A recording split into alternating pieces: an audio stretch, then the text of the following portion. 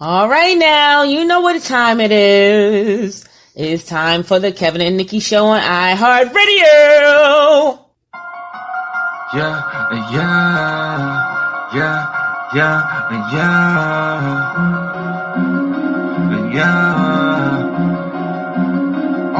It's time for the Kevin and Nikee Show.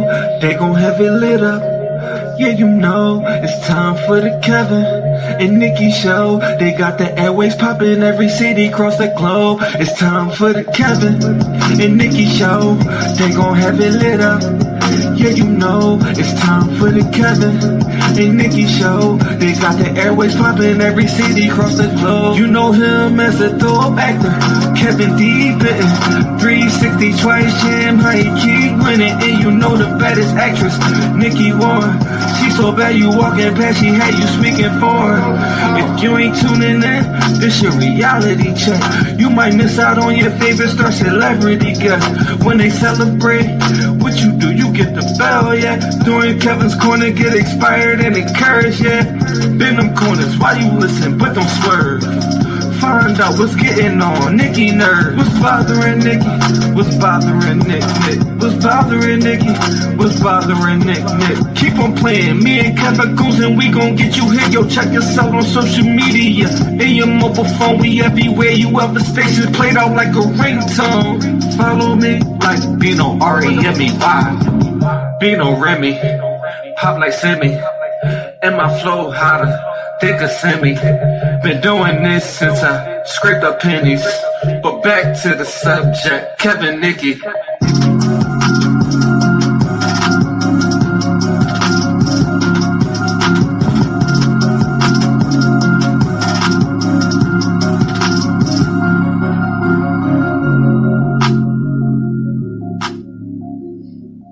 Okay.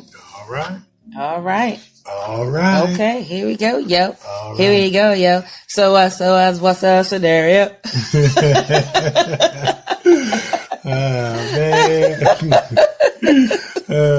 That's that old school. That's old school. That's old school rap, you know? Here we go, yo. What's the other one? This or that? This or that? This or that? This or that. Engine. Number 9. Going down the New York line. If the train got off the track, Big it up. So, back on the seat. That's old, man. Old school. That's old school. That's old school rap, man. Yeah, Yep. That's what's up. Yeah, man. Can't get enough old school rap. And, you gotta really kind of go all the way back. I want to say to Curtis Blow, the Sugar Hill Gang. Yeah, man. And if you want to go back a little bit, maybe further than that, there was an actor, Rudy, the guy that played Dolomite. He actually used to rap, and that was his line. Yeah. So he used to actually rap. So you had that era. They really set the tone for, rap. As far as what we know it is to be today, I think today's rap musician kind of changed the bars, you know what I mean? But it was Curtis Blow, Sugar Hill Gang, who else did?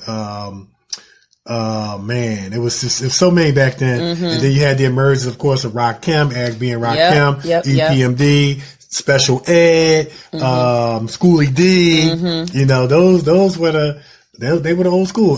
Big Daddy Kane. Yeah, man. Yeah, Paris. Yep. That's that old school flavor right rap, there. Yeah. Okay. You better go ahead. You better go. I'm a little knowledgeable. You got a little knowledge going on. Not much, not much, but you got a little knowledge going on.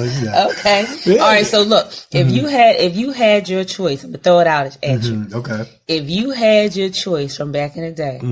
Would you have been a rapper, a beatboxer, or a musician? Which one? I would be a musician because a musician can be a rapper and a beatboxer, or both, or more. You caught on to that. Yeah. You get the bell. Okay. Yes. You got okay. He got a thinking cap on today, y'all. He thinking today. Okay, you caught on to it. I thought I was going to get you with it. Yeah. All right. So now that I passed my test with flying colors. Yeah, you did. We are back. Yeah, y'all. Another exciting week for another exciting show. Another exciting guest. It's the Kevin and Nikee Show on iHeartRadio. I'm actor Kevin D. Benton. And I'm actress Nikee Warren. And we are back. Yes. Man, isn't it weird that we're already a week into the new year? Already a weekend. We already a weekend. Yep. And this is our second show of the new year. Yeah. Because our first show, New Year's Day, we had a ball. Yeah, we did. Okay. And this is our second show of the new year. It's moving right along. And guess what? I ain't tired. I'm not tired yet. No, I'm not tired yet. You know that song? you do. That's the church song. That's that church song. That church song. No, I'm not tired yet. I'm not tired yet. Okay.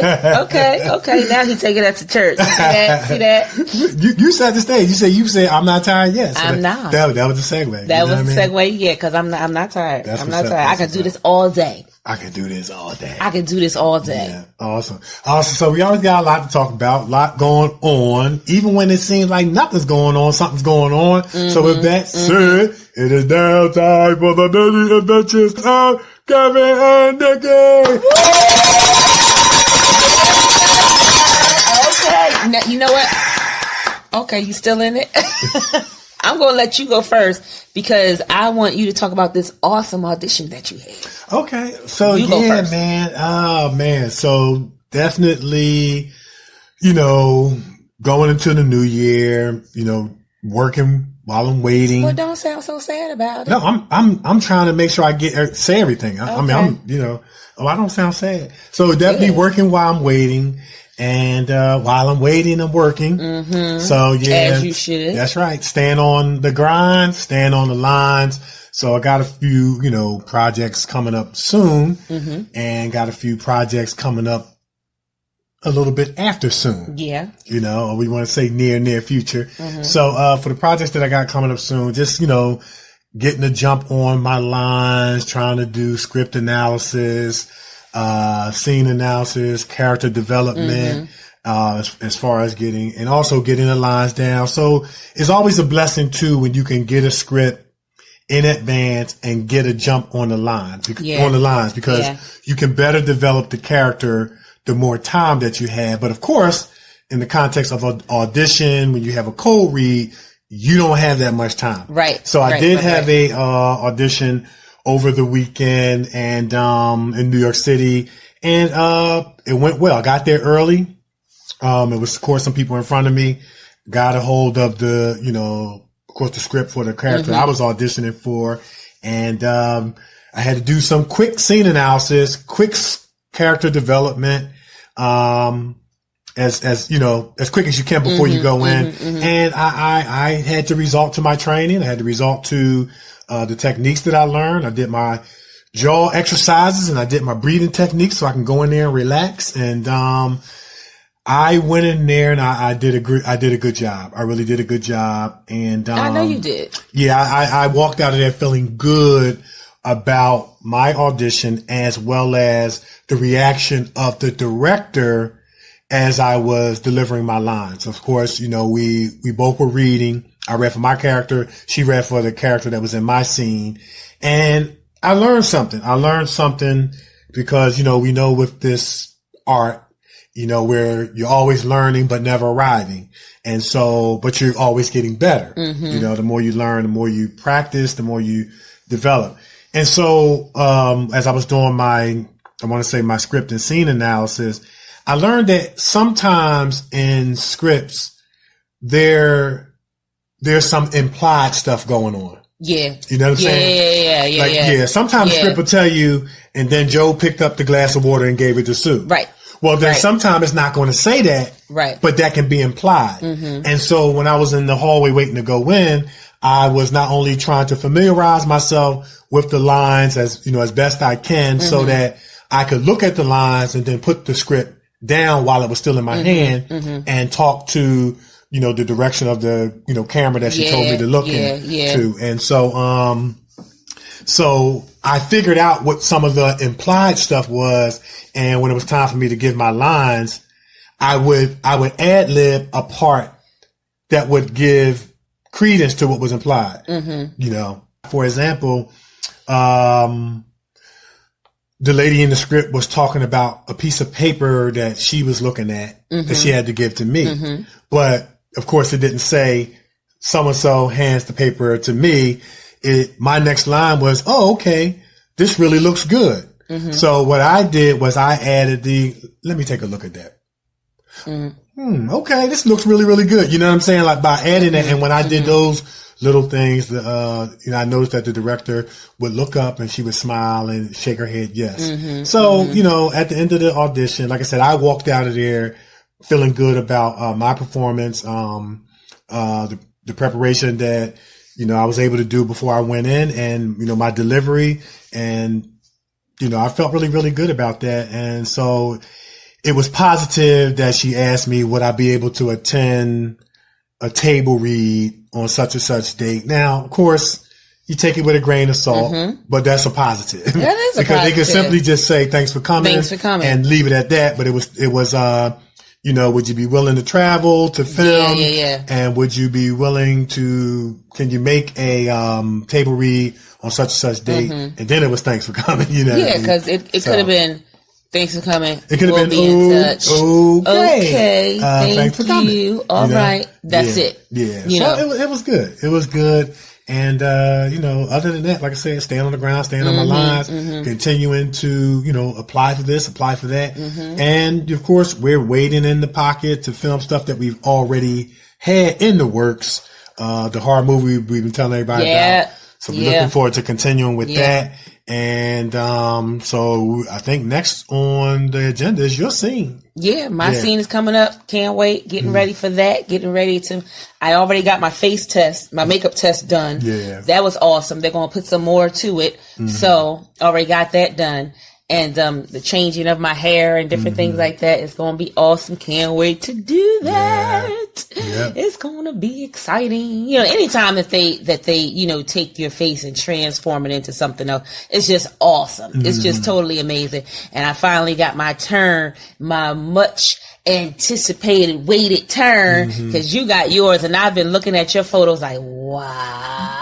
Man, I just can't wait till we get the okay to, you know, release the pictures and the trailer comes up. I think people are really, really going to be interested and intrigued about this movie, man, because, it was the real deal. Yeah. And, you know, and it's always nice when someone say, you don't have not a wrinkle on that face. It's right. I be voguing that face, honey. Voguing that face. That's right. No wrinkles. I take very good care of my skin. That's it. You talk about me doing the robot. Nikee over here voguing, y'all. That's you talk about me doing the robot. Get the vogue on. That's right. Get the vogue on. Vogue that face. That's it. Make sure you take care of your skin. Yeah. Especially if you are in the entertainment industry, music, singing, whatever, that camera is right up on that face. And the one thing you don't want to see is a whole bunch of wrinkles when you go to the premiere and you're looking at yourself and you see all them wrinkles and saddlebags going on. You don't want to see that. You know, the audience is seeing that. You don't want to see that. So take care of your face. Take care of your skin. You know, pretty much take care of yourself, period. You drink, I will say, Kev drinks a lot of water. I mean, a lot of water. Drink that water, people. It's good for your skin. Water is good for the skin. Drink it, drink it, drink it, drink it, drink it. And if you drink, they say if you drink a gallon of water, it doesn't have to be in one setting, but if you drink a gallon of water a day, it can help you lose weight too. Yeah, see, it has even weight loss things going on to itself. You know what? So if you laugh a lot and drink at least a gallon of water a day, not in one setting, you could lose weight just watching TV. Wait, hold up. If you laugh, you lose weight. Remember we had on the show that laughter helps you burns calories. Okay. Yeah. So if you can laugh a lot, drink a lot of water, you don't even have to go to the gym. Hey, that's the cheapest weight loss program. There you go. There you go. Water and laughter. Water and laughter. Yeah. And if you don't know what to laugh at, put on Cat Williams. Okay, put on Cat Williams and be laughing all day. And put on our special guest that we had, Charles Walden. Yeah, put him on. You'll be laughing all day. So you can have you crack it up. Yeah. So you want to get something to laugh at and laugh at those two. I'm trying to tell you. Yeah, or just go look in the mirror. You'll start laughing. You know what I'm saying? That's not nice. They say God has a sense of humor. Yeah. I know that's right. Yeah. But Kevin and I, awesome story I'm getting ready to tell you guys. We had the awesome chance of going down to Baltimore, like way out in Baltimore, working with this awesome director out there, Ian Akel out there. We did Guns and Grams. We did with him Guns and Grams with the awesome Larry Durr. We did Guns and Grams with Ian and Larry Durr out there. And Omar Gooding was there. Omar Gooding was there. Snoop from The Wire. And then Hassan Johnson was there. Yes, he was there. Yeah. And what's his Boogie? Was it Boogie from The Wire? Light skin? I think it was Boogie. Yeah, Boogie is in it also. But, and we had an awesome time with them out there. So much so to the point that they remembered us. Yeah. And so I get a message the other day, over the weekend, I get a message from Ian. And he said, hey, I wrote this awesome series and I need you guys. So back to Baltimore we go. Yeah, that's it. Back to Baltimore we go. And we did, when was that? That was like 2-3 years ago. 2-3 years ago. Yeah, that was 2-3 years ago. We did that. And we candy Oliver Burbage. My Miami 50 Grand Pots and Pans. I was in it too. Yeah, we was all out there, man, getting it in. And also our man that we had on set, Antoine T. Money was out there. Oh, that's right. That's right. Yeah, Twine was out there. He was out there as well. Yeah, Twine was on set getting it in. Yeah. So yeah, it was a nice cast. Yeah.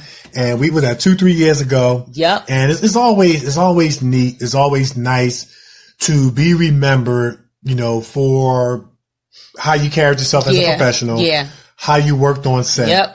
And for people to say, hey, I need somebody or I need some people, and you come into their remembrance. Yeah. And of course, man, like we always tell you, this is a relationship-driven business. Somebody's always watching you for good and for bad reasons, but you don't worry about the people for bad reasons. Because when you're doing what you're supposed to do and when you are where you're supposed to be and you're taking care of business. That's right. And you're not doing anything that's negative. You don't have nothing to worry about. Nothing to worry about. So it was just really, an honor to be selected again. You know what I mean? Yeah. And it was one of them things. He was like, hey, Nick, I need you in Kev. Yeah. I'm like, okay, where do you need us and when? Yeah. So we got our assignments and we're going to be heading down to Baltimore. And I don't have no problem with going to Baltimore, right? I just want to let y'all know it's just this one bridge that I don't want to go over. This bridge is so I don't know the name of the bridge, but if you guys, some of our listeners are from Baltimore, you will know the bridge when I describe it. I can't remember this bridge. And when you go around the tolls like I do, you will hit this bridge. And it's going into Arundel Mills, Maryland. Okay. Around the bay, Arundel Mills. Okay. And this bridge, it goes down like it's going into the water. And you will see that the water in the road is like this. I can't do that. So when we go, we're going to have to find another way. Cause I don't know if that's the only bridge to get into the town or whatever. Cause I can't do that. Something happens, the water starts filling over on the bridge. That's going to freak me out. Cause one time I went down there, I actually stopped driving. In the car next to me was like, keep going, keep going. I was like, I was scared to death. So, we're going to have to find another way because I'm not going over that bridge. I'm letting you know right now. I think that might be the only way. Yep. I don't know. We're going to have to find a different way because that bridge, I don't like it. All but, right. We got to figure something out. We got to figure something out expeditiously because I'm not going over that bridge. TSI expedition. Expeditionally because I'm not going over that bridge. We got to find another way. Yeah. But, Yeah, it's always good when, someone, just hits you up and like, hey, I need you for my set and different things like that. Yeah. It's always good. So that, that was a blessing. So we get ready to do that. And along with all the other things that we are getting ready to film. Yeah. It's just awesome. Yep. Yeah. Awesome. Yeah. And I'm going to tell you, I'm not going to hold you. I'm waiting for, I know, remember how we talked about coming to the conclusion of 219. Yeah. And 219 hadn't been over yet, and people were talking about 2020 and all this stuff. And I'm just going to say this. There's some things that we filmed in 219 that we're waiting to come out in 220. And when they do, it's going to be huge. It's going to be, what I'm saying? Yeah, it's going to be some big stuff, man. It's going to be nice. Just some national, international TV, projects, in theaters everywhere, projects, with more on the horizon. So I'm just kind of excited about the stuff we filmed in 219 that's going to be premiering in 220. So that's going to make 220 all the more bigger and better and beyond. So yeah, man. And then we got, we're looking forward to the premiere of Keys. Yeah. Coming up January 25th. Yes. And, it's going to be awesome. And I always refer to this as Keys to Revenge. You know what I mean? Cause, it was out, but it's back. You know what I mean? And, it's going to be awesome. It's going to be at the Jamaican Performing Arts Center in Jamaica, New York. And, it's going to be awesome. We can't wait. I can't wait for it all either because, it's always good when we go to New York to see the New York crew, but Keys got that fire going on. It's totally different from, what you guys are used to seeing. So, you guys got to check that thing out. Yeah. What's the slogan? There were good cops, bad cops, and then there were others. So we're going to check it all out on January 25th at the Jamaica Performing Arts Center in Jamaica, New York. And, we'll be telling you guys, how to get tickets and numbers you can call. So this is for the commercial. That's right. Yeah. That's it. That's all we got for our adventures. That's it. Man, that was a lot. Yeah, that was a lot. We stayed doing something, and that's not counting the script that's sitting collecting dust on the floor that we waiting to film. We just waiting for stars to line up. So we have the stuff that we got coming up soon. Then we got the stuff coming up near future, and then we got stuff coming up near, hopefully near future. And then we got the stuff that we're waiting to do.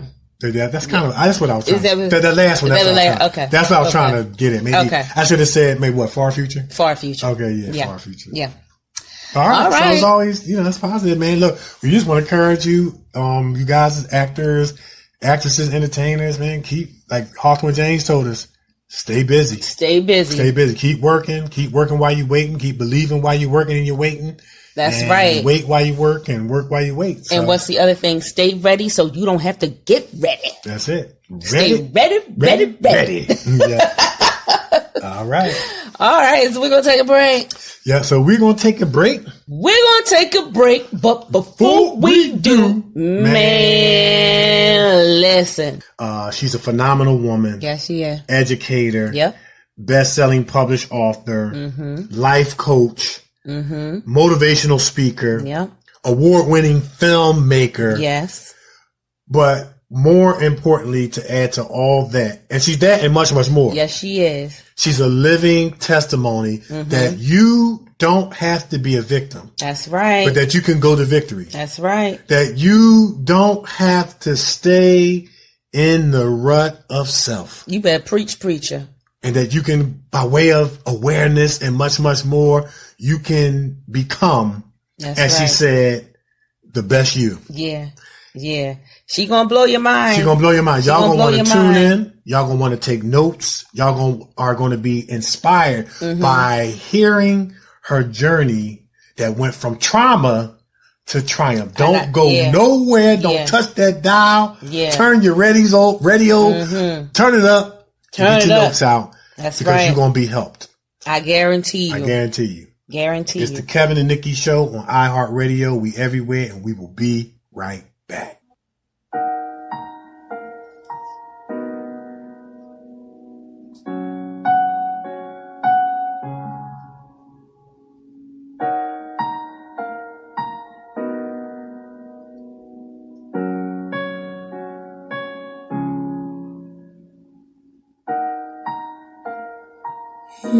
I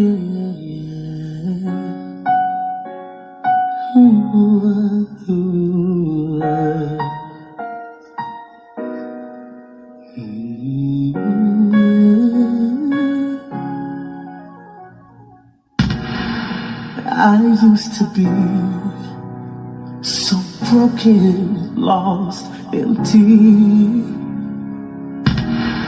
A heart with no beat, a singer with no song to sing. So I know the feeling, the silence is deafening. But in your pain lies a blessing, sweet and sour victory. So keep walking, walking, walking, though it seems so far. No matter who you are, see there's one thing that I know. Life it can leave you so bitter, bitter, bitter, bitter. But you must believe that it gets better, better, better, better. It's alright, turn your eyes, send a prayer to the sky. I know it's hard to find, but you must believe that it gets better.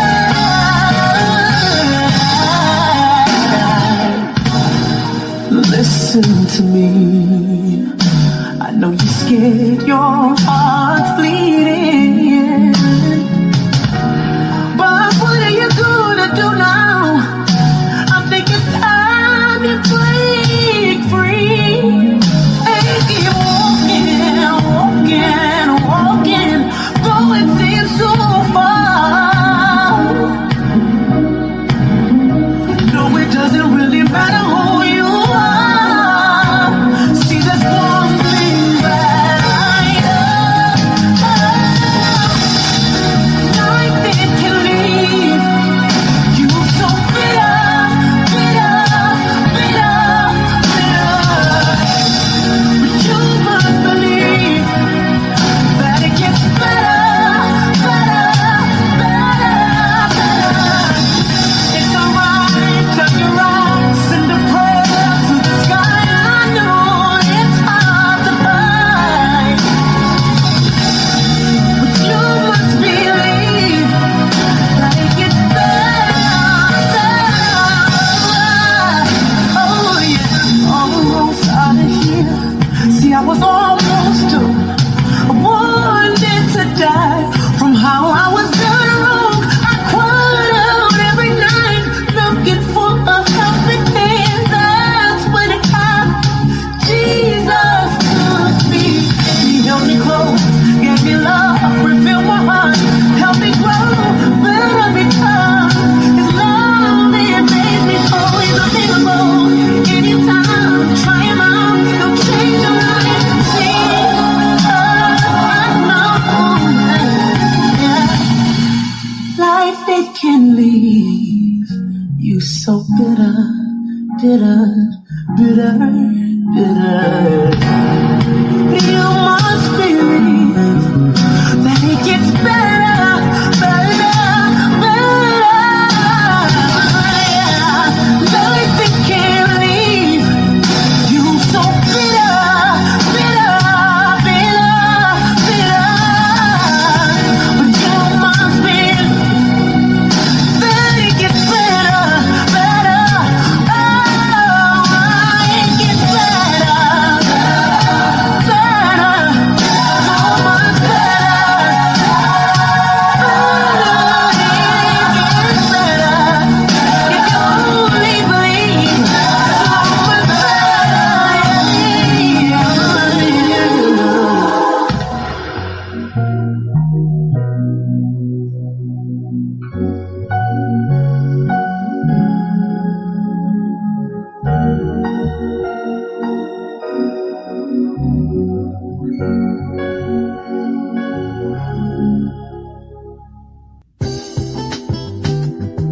Satisfy your sweet tooth with some tasty treats from the Brownie Shop. Fudge cupcakes, sweet potato pie, freshly baked bread, homemade ice cream, creamy chocolatey brownies, and much, much more. Check out their full menu on Facebook Brownie Shop or Brownie Shop 2019 Instagram. Get your next dessert from the Brownie Shop. Your sweet tooth will love you for it. Urban Elite Beauty LLC is an online urban beauty supply store that serves both men and women in urban communities. Our goal is to provide quality beauty solutions for our culture and community. Most importantly, we want to instill in our friends the importance of loving thy hair, loving thy skin, and to love thyself. Check us out on social media, on Facebook at Urban Elite Beauty, on Twitter at dbenton71, on Instagram at urban_elite_beauty, and for more information, go to our website at www.urbanelitebeauty.com or email founder and CEO David Benton at dbenton@urbanelitebeauty.com or call 609-217-5292. Check us out and see what the Urban Elite Beauty experience is all about. Don't miss the anticipated movie premiere for the crime drama Keys, Friday, January 25th, 7 p.m. at the Jamaica Performing Arts Center. For tickets, call 646-284-3785 or purchase at the Jamaica Performing Arts Center box office. All right. Man. Powerful song. Very, very powerful. Powerful Powerful. And so fitting for our special guest. Yeah, absolutely. Very powerful and fitting. So very, very, very fitting. I would agree. Mm-hmm. Yeah. Very powerful song. Yes, indeed. All right. So we ready for our special guest? We are ready for our special guest. I'm excited. Man, listen, our special guest is an educator, best-selling, published author of Magnify Thoughts, co-author of I'm Fine and His Grace is Sufficient, and first-time award-winning filmmaker of The Good Life.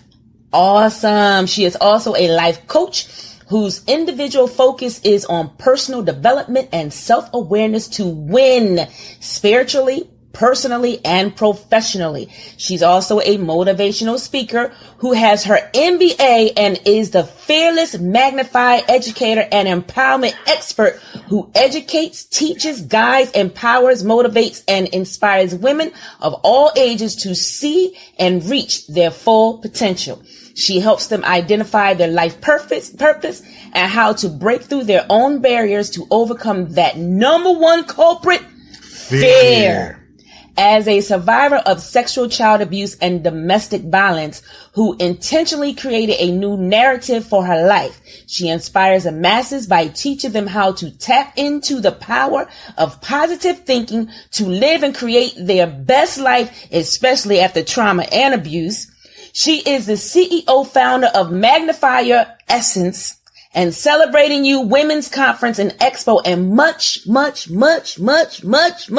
more. Wait, before you reintroduce, I want to read the full title of that best-selling published book. It's called Magnify Thoughts, A Transformational Journey to Reveal Your Amazing You. Nice. We are talking about none other than Miss Carolyn Wilson. Woo!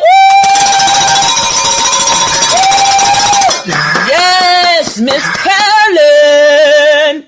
How you doing, Miss Carolyn? Hey, what's going on? Hey. It's a hey. Hey. That was all what's happening. Remember that? Yes. Hey. That's right. All right. Miss Carolyn, man, you got it going on. I'm here to tell you, hallelujah. Hallelujah. Yes. Hallelujah. Yes. Well, Amen. listen, thank you so much for taking time out your busy schedule. We know you got a lot going on. for taking time out and sharing with us and our listeners and our followers around the world. Thank you so much. So thank you so much. Oh, you're quite welcome. Thank you for listening. Thank you for having me. Awesome. Awesome. Well, look, we're going to jump right on into it. Yes, we're going to jump right on into it. Oh, man. You go in. You do it first. Well, look, I'm trying to figure out where to start. Yes. But let's start with this best-selling published book, Magnify Your Thoughts, a transformational journey to reveal your amazing you. Yes. What was the inspiration behind writing the book? And then tell our listeners a little bit, a synopsis of what the book is about. Yeah. Well, I mean, it's me. No. No, the book is literally, it's Magnify Thoughts, and it's about this journey. So the title is self-explains. So it's this transformational journey to discover your true self. Okay. So when you deal with past trauma, which all of us do, it's just that we don't want to admit it. Right. So any type of trauma that you may have endured will hinder you from understanding who you truly are. Right. So a lot of times we wear a mask. No, all the time. Right. We wear masks. Right. And we're not able to be our, we're going to use that cliche word, authentic self. So when you're doing that, you can't be at your optimum. You can't perform, for your family. You can't perform for your job. You can't perform for your community because you don't really truly know who you are. Right. Your representative is coming to the table. You know how when you're dating, they say, oh, are you dating the representative? Right. It's the same thing. You're just in a perpetual representative mode. Right. I like that. Because you don't know who you are. Right.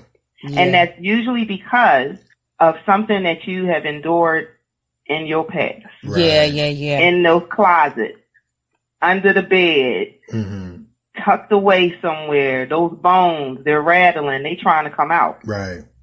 So, excuse me. So when I'm talking about magnified thought, it all starts with a change that has to occur based on your choice. And it all has to do with your thought. Right. So back to the trauma piece.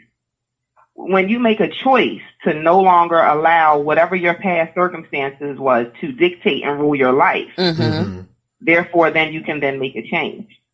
Wow. Awesome. So for me, my trauma was sexual child abuse. And then which then led to domestic violence, which then led to depression, which then led to you fill in the blank. Yeah.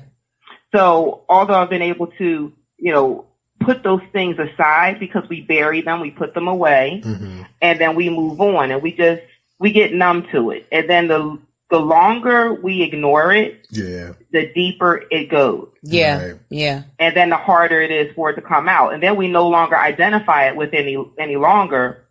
And then we take on this new persona. There goes the whole thing about your representative. Right. So it's not you. So you're always showing up, not as who you are supposed to be showing up. Right. Wow. Because you don't even know who's supposed to be showing up. Wow. Right. Wow. That's powerful. That's very, very powerful. Yeah. Because, I have my degree in psychology. So topics like, this is always of interest to me. And, with, my spiritual background, meshed with my education, this is always intriguing. From a doctrinal and theological standpoint, there's a verse that says, so whatever man think of in his heart, so is he. Our thoughts have, our positive or negative thoughts are going to produce a positive or negative emotion or feeling. And the combination of those being positive or negative is going to produce positive or negative behaviors. And so when you talk about, trauma, sexual abuse, domestic violence, or any kind of trauma, or rejection that we face, that circumstances is always going against our self-worth, is always going against our self-value. And like what you said, is going against who we really are. So then we mask, we cover up, and then we present. And we got to keep presenting. And we got to kind of keep this juggling going on. And, nobody knows who the real us is, and we don't know who the real us is. Yeah. And we got to go through life just presenting who we want people to think we are. Right. That makeup. Yeah. That makeup. Yeah. Yeah. I'm snapping. We're gonna start snapping tonight. We all set. So, I mean, with all of that said, like, for somebody who, has been very, very enlightened by what you just said, we didn't even get through the whole interview. We didn't even get through the whole interview. No. And they might be saying, wow, that was powerful. Where do I start? How do I get to that point? What was the point for you where you said enough is enough with the presentation? Enough is enough with the mask. I have to start this perhaps even painful journey of dealing with what's really going on in my life. Like, what happened? What caused that epiphany or that turnaround? It's like you have to, and it's fun. It's interesting because what I was about to say, you just already segued me to it. So thank you so much. And it's about getting into that pain. Okay. Got you. So you have to get to a point where, like you said, enough is enough. You have to get to a point where it's like, you're asking questions about yourself. It's like, something's just kind of not right. Yeah. Like, you know how you see Crazy Bob up the street that be talking to himself and running his fingers? And as a kid, okay, we're not going to talk. We're going to get away from Mr. Bobby because he's a little crazy. Because we know, we can just tell. Although he presents himself well, but we just kind of internally know. Right. So then it gets to a point where you now have to not worry about Crazy Bobby, but worry about crazy you. Right. Yeah. It's like, so something's not right. When I look at my life and I say, okay, well, I'm here on one aspect. And then and I can explain, like, you got the new version of my bio, right? Well, newish. But my original bio was that representative bio. Gotcha. Okay. Wow. Where I'm serving on board. And I'm the president of this, and I'm doing that, and you follow what I'm saying? Right. And I have all these accolades. Yeah. And I'm in rooms, and I'm being given opportunities, but yet the person who was in the room was like, why am I here? I'm not even supposed to be here. I don't fit in this arena. Right. I'm not a judge. I'm not a lawyer. I'm not a dignitary. I'm just this, even though I have a degree, I have multiple degrees. I'm serving on boards. I'm chairman of a board, several boards. I'm doing stuff for the city of Philadelphia at a large level. I'm the only one in the room, but yet I still feel like that I'm this 18-year-old on welfare kind of like project chick. Right. Like feeling that sense of emptiness and void. And hurt and pain. Yeah, absolutely. Absolutely. So although all of those things weren't me, but that's, and not to stereotype, but I was part of that stereotype. I got you. I grew up in North Philadelphia. I grew up in the hood. I, didn't have the, ever lack for luxury, our boy says, you're all I need. Living in that, I didn't know. But I felt that way. Okay. Because I was at one time and point an 18-year-old, pregnant on welfare, single parent, all that good stuff. Yeah. But now I have, air quote, made it because I have my, my children in private school, I have my education, I have a great job, on paper, my representative was coming to the table, but I wasn't there. Got you. Wow. I hope everybody's catching this. Wow. I hope everybody's catching this, man. This is some very, very therapeutic information that she's sharing. She's speaking about that represent. That's who we're presenting to the public. That's who we want people to believe that we are. That's hiding behind our accomplishments, our success. Yeah. But on the inside, feeling empty, feeling lonely, broken, struggling with the hurt, struggling with the pain, being in a room full of people, but lonely. Yeah. Yeah. You know what I'm saying? Oh yeah, absolutely. Yeah. Now absolutely. And then dig this. So talk about feeling like being a loner. Mm-hmm. Mm-hmm. So, and this just goes for many Black men and women who get to a level of air quote success, right? Or a certain level of education or a certain level of status, according to, status quo, we'll say. All have experienced this. Everyone that I have talked to who has been in any kind of professional environment have all experienced this, whether they want to admit it or not. Mm-hmm.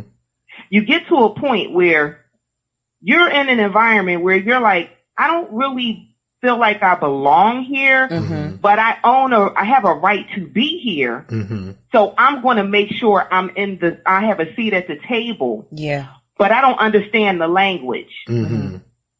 So now when you start to learn that language and you're becoming more versed on that side of the table, but your reality and your world is still on the other side of the table. Mm-hmm.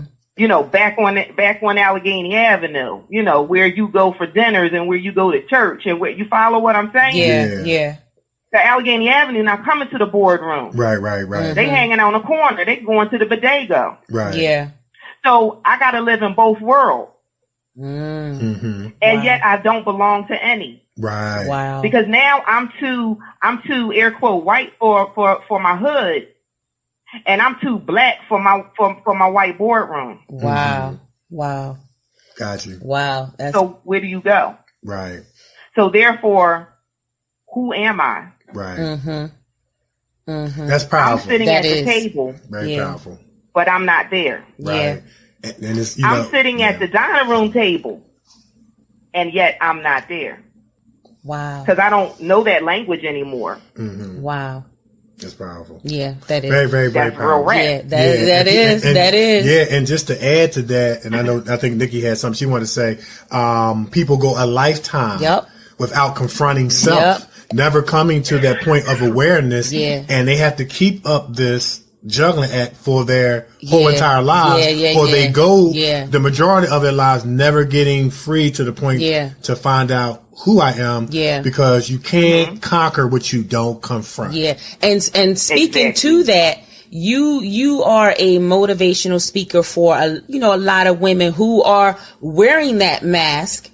And what Kev is saying, how do you minister and how do you talk to these type of women to get them to take off that mask and confront who they really are? Because a lot of them don't want to take the mask off out of fear. Yeah. So how do you get them to break down that wall of fear and confront who they are?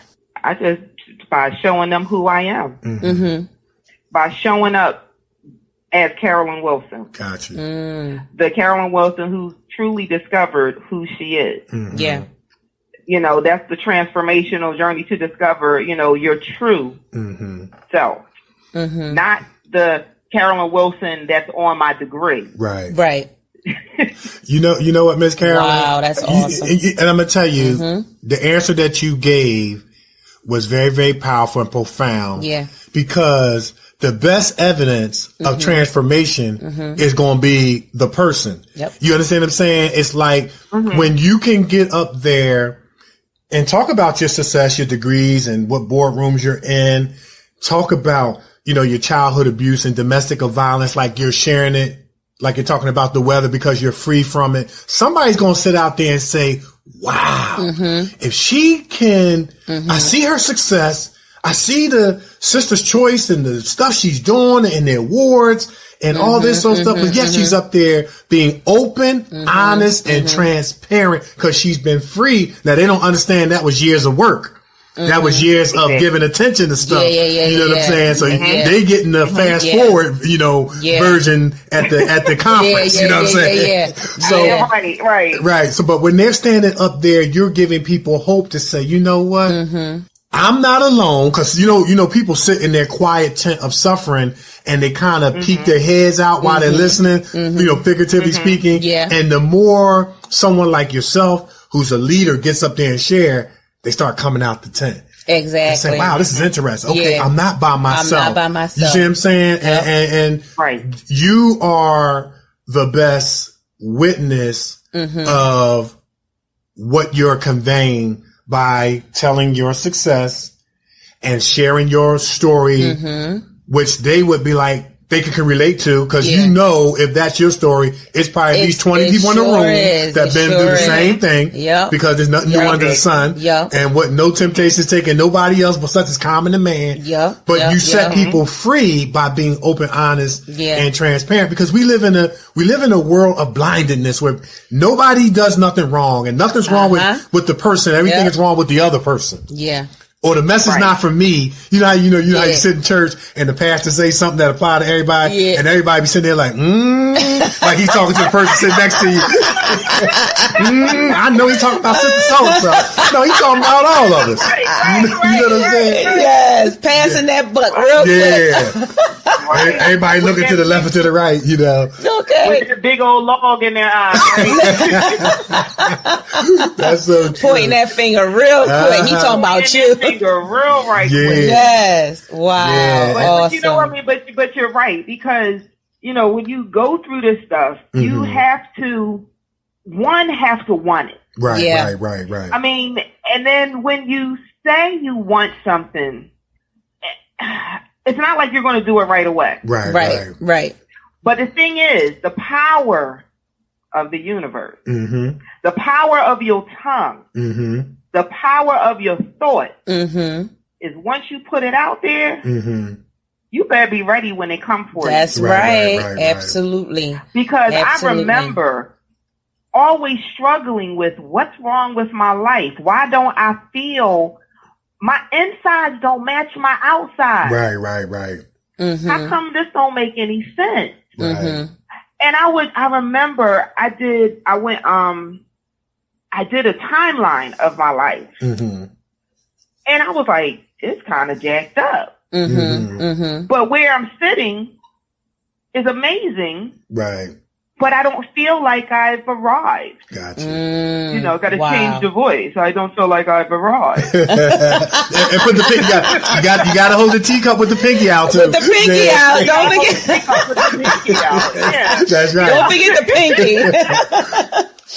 pinky. Wow. Yeah, man. So, but I'm like, and I remember doing that, and then I'm like, okay, and then I put it down somewhere, and then it was like, okay, all right. You know, I was in my feelings. Okay, come on, that's whatever. And then go about, put that mask back on. I must have took it off for a little bit because I couldn't breathe, and then I slapped it right back on. And went right back to business. Right. Yeah. And then, you know, somehow it resurfaced.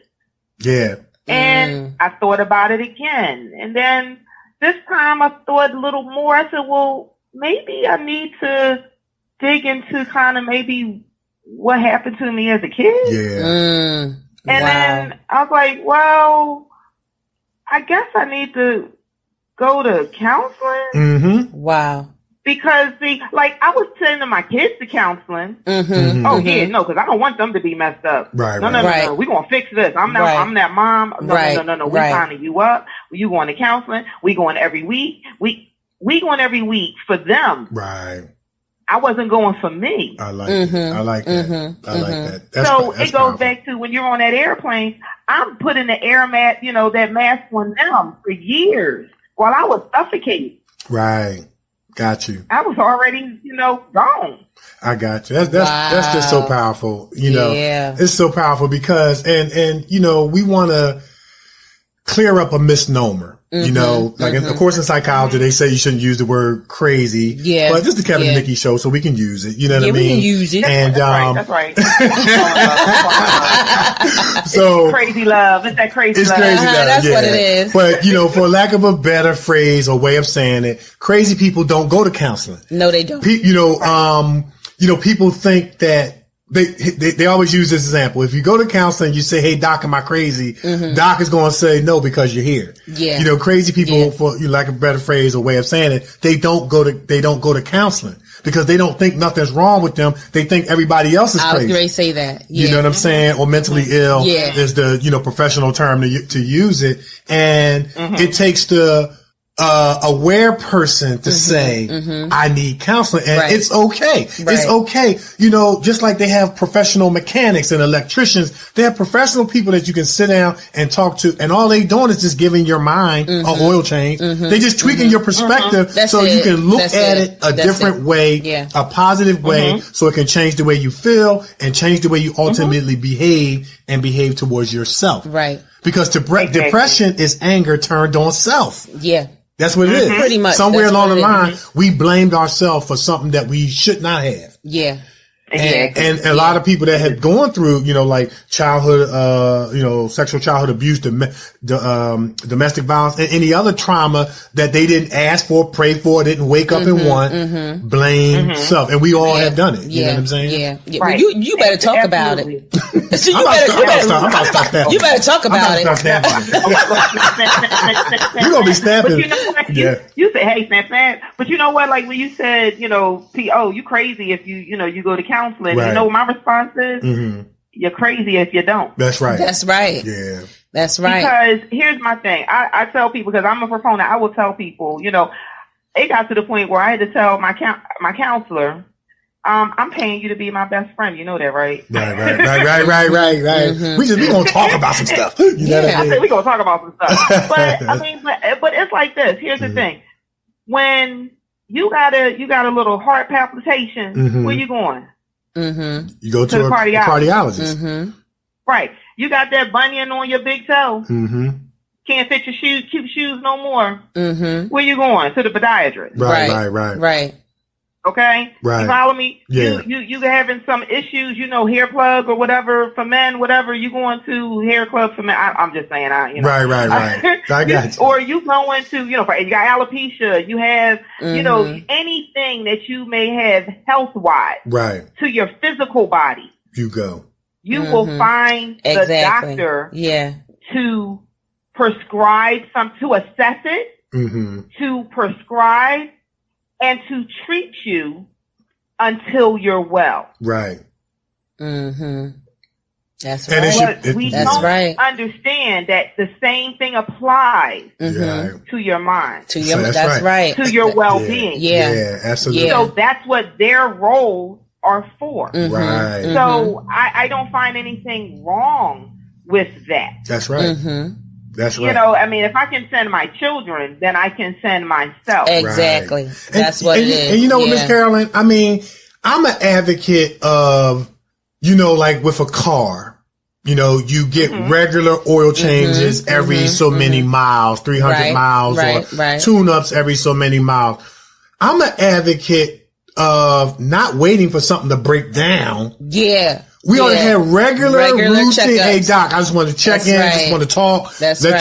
Because life is hitting us with stuff that's causing us pain every day. Right. You know, whether it's somebody, like you hold the door for somebody and they don't say thank you. That's a rejection. Or you're driving down the highway and somebody cuts you off. That's a rejection. It speaks against our worth and value. And so I'm an advocate of, you know, just sitting down and talking to someone just to get that oil change, just to get that, just to touch bases with, like, you don't have to wait till you in dire straits, you in a crisis and things like that to, you know, go get that checkup from that professional person, or, you know, maybe somebody who maybe on a lesser level that can give you positive counsel. Yeah. You know what I'm saying? Don't necessarily have to always be a professional. It can be like just somebody like yourself who we can talk to and say, hey, Miss Carolyn, how you doing? Hey, I just want to share stuff and you can give us that positive tweet. But it's like, you know, they tell us in psychology as far as mental illness goes, like it's like up in the 90% of mental illness goes undiagnosed. And that's scary. That's scary that, you know, people won't go seek help because they can't go seek help because they don't think that anything's wrong. Exactly. You know what I mean? So exactly. So Wow. And with that, and it's so ironic you just brought that over the past 2 days. This has been the theme in a conversation where I was talking to people where they reached out to me because of different things that were going on in their life based on someone else close to them, and they're trying to figure them out.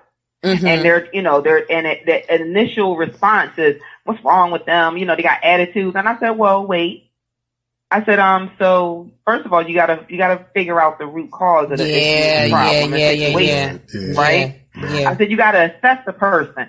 I said, sometimes, you have to meet the person where they're at and understand that some things are trauma based. Right. Some things are chemical based. Yeah. Right. Yeah. And for imbalance. Right. And I always go to that because even though I don't have that degree, but I study that. But you're right on point. Yes, you are. That's in my psychology books. Yes, you are. Yeah. But I study that because when you start to understand, when someone's like, I think they crazy, they bipolar. I was like, well, do you really know what bipolar is? Right. Do you know someone when they have a manic episode or when they have where they're in a depressive episode? Do you know the behavior that comes with that? So when you have a person that when they're in a manic mode, they're either really high and they're like hype life at a party and they never shut down, or they go to cray mode and now they just stalk you, ask you questions constantly, and you can't penetrate and get through. It's like, you got to take a step back and say, okay, what's causing this? I'm glad you said that because, it wanted to bring me to my next question because everything you said is all true and all factual. And so I guess my question would be, because I know it's probably somebody out there might be thinking the same thing. And I've gotten to a conversation, on set with some actors and actresses, and we kind of got on this conversation. When is, mental illness an excuse? And I'm gonna say that from this perspective. If I'm on my job and I have a bipolar, supervisor, for example, and yes, there's some things that come with that, the euphoria, the depression, and back and forth, and things like that. But there's also some antisocial behavior, like lying and sociopathic behavior that comes with that, to the point that can get me fired. So where is the balance between, accountability and understanding and or love and trying to preserve my job at the same time? Because if you get fired, you're not going to be too understanding. Oh, she just had bipolar and I understand, but now I can't pay my bills. Right. No, that's definitely, it's kind of like, it's like being in an abusive relationship. It doesn't have to be an intimate relationship. It's any type you have a relationship with a person and they're able to manipulate based on their inability to control their feelings, their temper, their output, or how they interact with you. And if it's truly an issue of this is just them, and you can do all you want to try to change it around and make things better and kumbaya or whatever. It's just not going to work. So you have to you can't really worry about them any longer. Okay. It's about preserving your own well-being, your own health. Yeah. So that's how you deal with another person who's not ready to deal with their own self. Right. I love it. You can't make them. Right. But the only way for you to deal with someone else is for you to know you. Right. So if you don't know you, then that's when you're going to have this conflict. So now you got two ticking bombs. Right. Because this person is going off. It triggers you. Now you go off, and now everybody's all crazy, and nobody don't got their job. Right. Wow. This is a topic that we can talk about. I love it because I'm sure there's somebody out there who might be saying, okay, well, man, thank you so much for that information. Part of preserving self in a situation like that would be making sure that you dot your I's, cross your T's, send emails when abnormal, situations happen, as they say, cover your behind, because you understand, that this person has some out of balance, sometimes behavior and things like that. And so, and no matter how you approach it, you'll never win. Right. Right. Wow. And then that's when you feel like they're evil. They're not. They're just being them. Right. I got you. Right. They're being their representative that they're pulling forth. But, and you're the one that's struggling. You're the one that's getting the angst. You're the one getting the anxiety. You're the one getting depressed. You're the one, you know what I'm saying? So you have to learn how to preserve self. Right. Now, I'm not saying, self-diagnose the whole world. Hey, they got this, they got that. No. Right. It's just understanding that different people come with different personalities. Yeah. Yeah. So now here comes my my professional training. People, you could do a Myers-Briggs analysis, right? And understand the type of person that you are. We all have a different type. Like we all have a zodiac sign. Oh, well, Capricorn is this, which they all are because I am one. But, wow. I'm just saying, hardworking, all that stuff. But anyway, so, but you know what I'm saying? Like, so if you treat it like that, we have to know yourself, like what makes you tick. Right. What makes you tick? Like what kind of gets under your skin? What kind of person are you able to communicate with? What kind of person can you work best with based on how you work? What's your optimal? Are you a day person, a night person? Like, do you like to do things real quick? Do you like long projects? Like, that's just kind of like a work ethic stuff, right? Right. And that way you know who you can work with and what kind of team. So now this is a team building thing. So now how about dig this, check this, apply that to yourself. What type of person, will get under your skin if they say something or act a certain way? How are you going to respond? Keyword, respond. Right. Not react.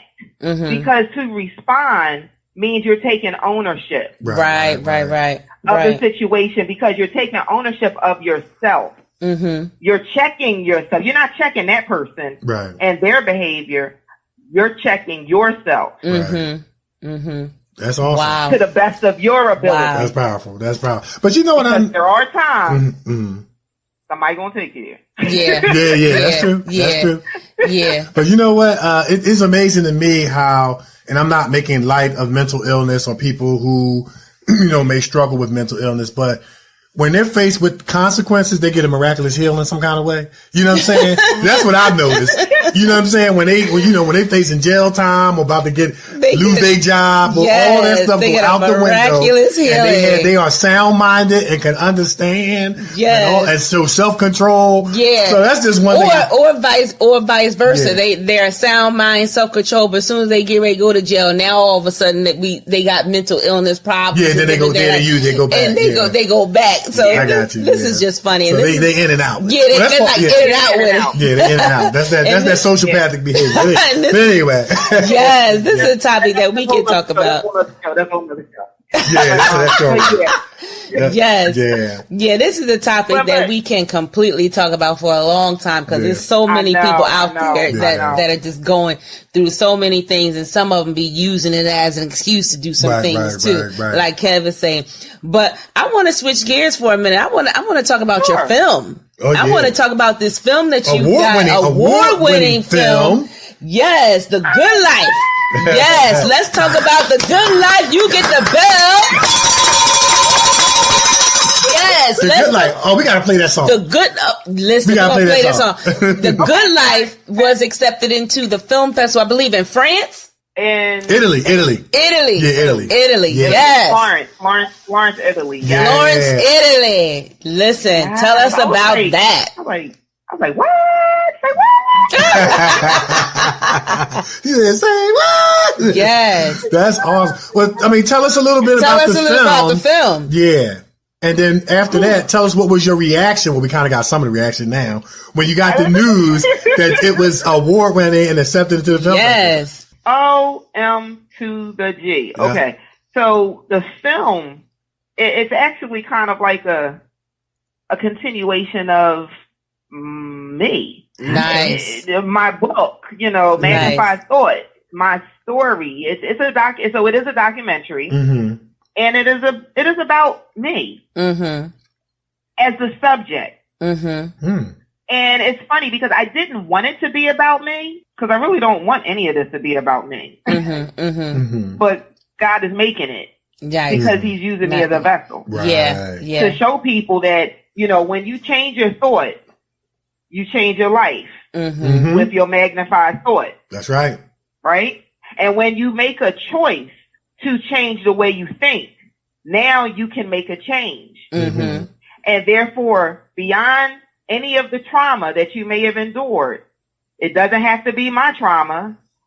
It could be your own. Right. Because trauma is basically anything, and this is my definition. It's not a scholarly definition. It's my assessment and my definition. Carolyn Wilson, E.T., whatever you want to call the N, and dictionary.com, that's me. Okay.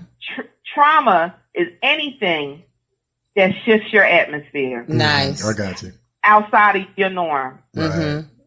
You could have just lost your job. Right. That's trauma. You just lost your boo. That's trauma. You just, right? Yeah. Right? You were in a domestic violence relationship. Yeah. You were abused. Yeah. You fill in the blank. You just found out you got diagnosed with the terminal disease. You trauma. just found out that you got to now get, you know, a wisdom tooth pulled. There's anything. You were in a car accident. That's trauma. Or almost in a car accident. You know, so you fill in the blank for what your trauma is. But I can say that we all ask the same 4 questions. Can you guess what they are? I believe why is probably one of the questions. How, When, and what? How, and why, what, and when. And when? Yeah. So so to start, those are the first words. So we got why it. me? Okay. We did a little study too. You know what I'm saying? Yeah. How did this happen? Where do I go from here? And what am I going to do? We all ask those same questions. Yeah. So that is so true. And when you get to that state, that allows the door for depression to set in. That opens the door for self-doubt to set in. That allows the door for so many different negative and, you know, environment and spirit and just energy to just consume you, where you no longer have hope. Right. You become hopeless. You become spiritless. Yeah. You become non-existing.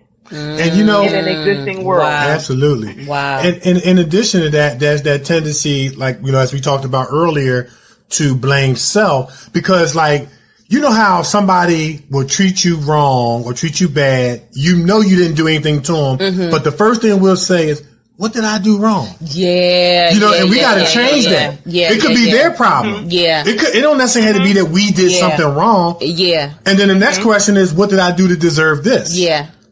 We tend to put it on self, like, "Dad, they didn't speak to me today. What did I do wrong?" Well, maybe they didn't see us. That's literally or the first maybe thing. they having a bad day. Yeah. And, you know, like you said, we got to change this. We got to change our thinking. You know what I mean? That's literally the first thing that we start thinking. You are correct about that. And it's like, it took me years and years to get to that point where I'm saying, when I began to say, you know what, from here moving forward, I'm not blaming me. I'm not blaming me no more. That's right. When something happens or when I get treated wrong and know I'm not deserving of this. Yeah. You know what I'm saying? And so when you do that assessment over your life and saying, well, dang, I'm not trying to hurt anybody. I'm not, you know, trying to, deceive anybody or take advantage of anyone. I try to have a good heart, be thoughtful and selfless, but yet you get treated wrong. And then the first temptation is, what did I do wrong? And it's like, I'm not blaming myself for negative treatment towards me, you know, moving forward. Yeah. You know I had to flip that. The way I flipped it was, it's not my problem, it's a your problem. It's your problem. Yeah. It's a your problem because I didn't do anything to you. So you go over there and work that out. And when you're ready, I'm right here. Right. That's we can talk about it. Yeah, we can talk about it. Like, what's wrong with you? Can't move forward. Exactly. What's wrong with you? Not what's wrong with me because I didn't do anything to you. Right. And that's how I didn't do anything. Yeah. And that's how I can take it one step further. You may agree, you may not. So it is true that the focus needs to be on the other person and not ourselves, because we do have the tendency to say, what did I do? Right. But there's always two sides to a coin. Yes, it is. So although we always ignore their side and only focus on our side, and then we exasperate our side. Mm-hmm. So instead of going, okay, so no, it's truly them. See, now you're just as wrong, because now you don't acknowledge there is still a part that you played. Mm-hmm. So you have to acknowledge and give life to, no, you know what? I didn't really do that part to you.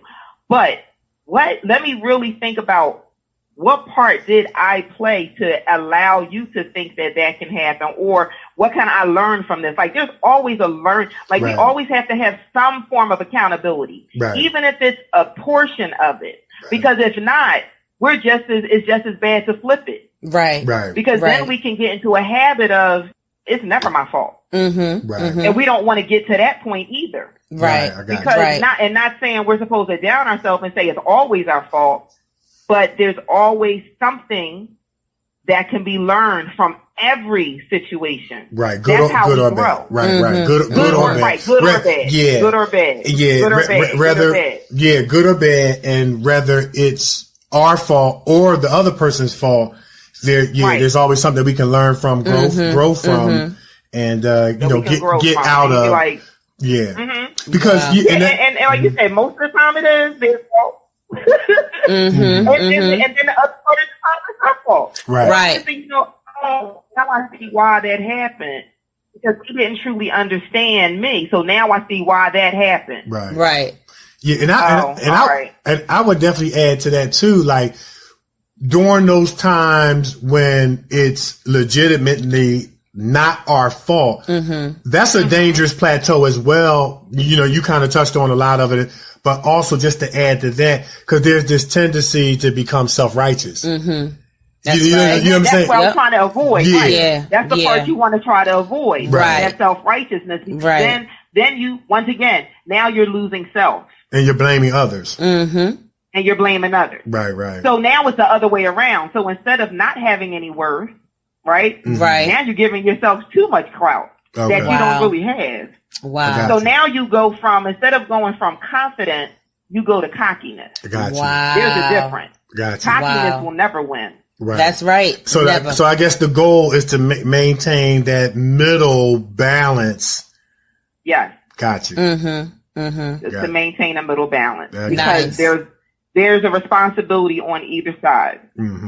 Nice. Got you. Wow. That's powerful. Well, man, listen, I mean, we're going to have to make this a part two. We're going to have to.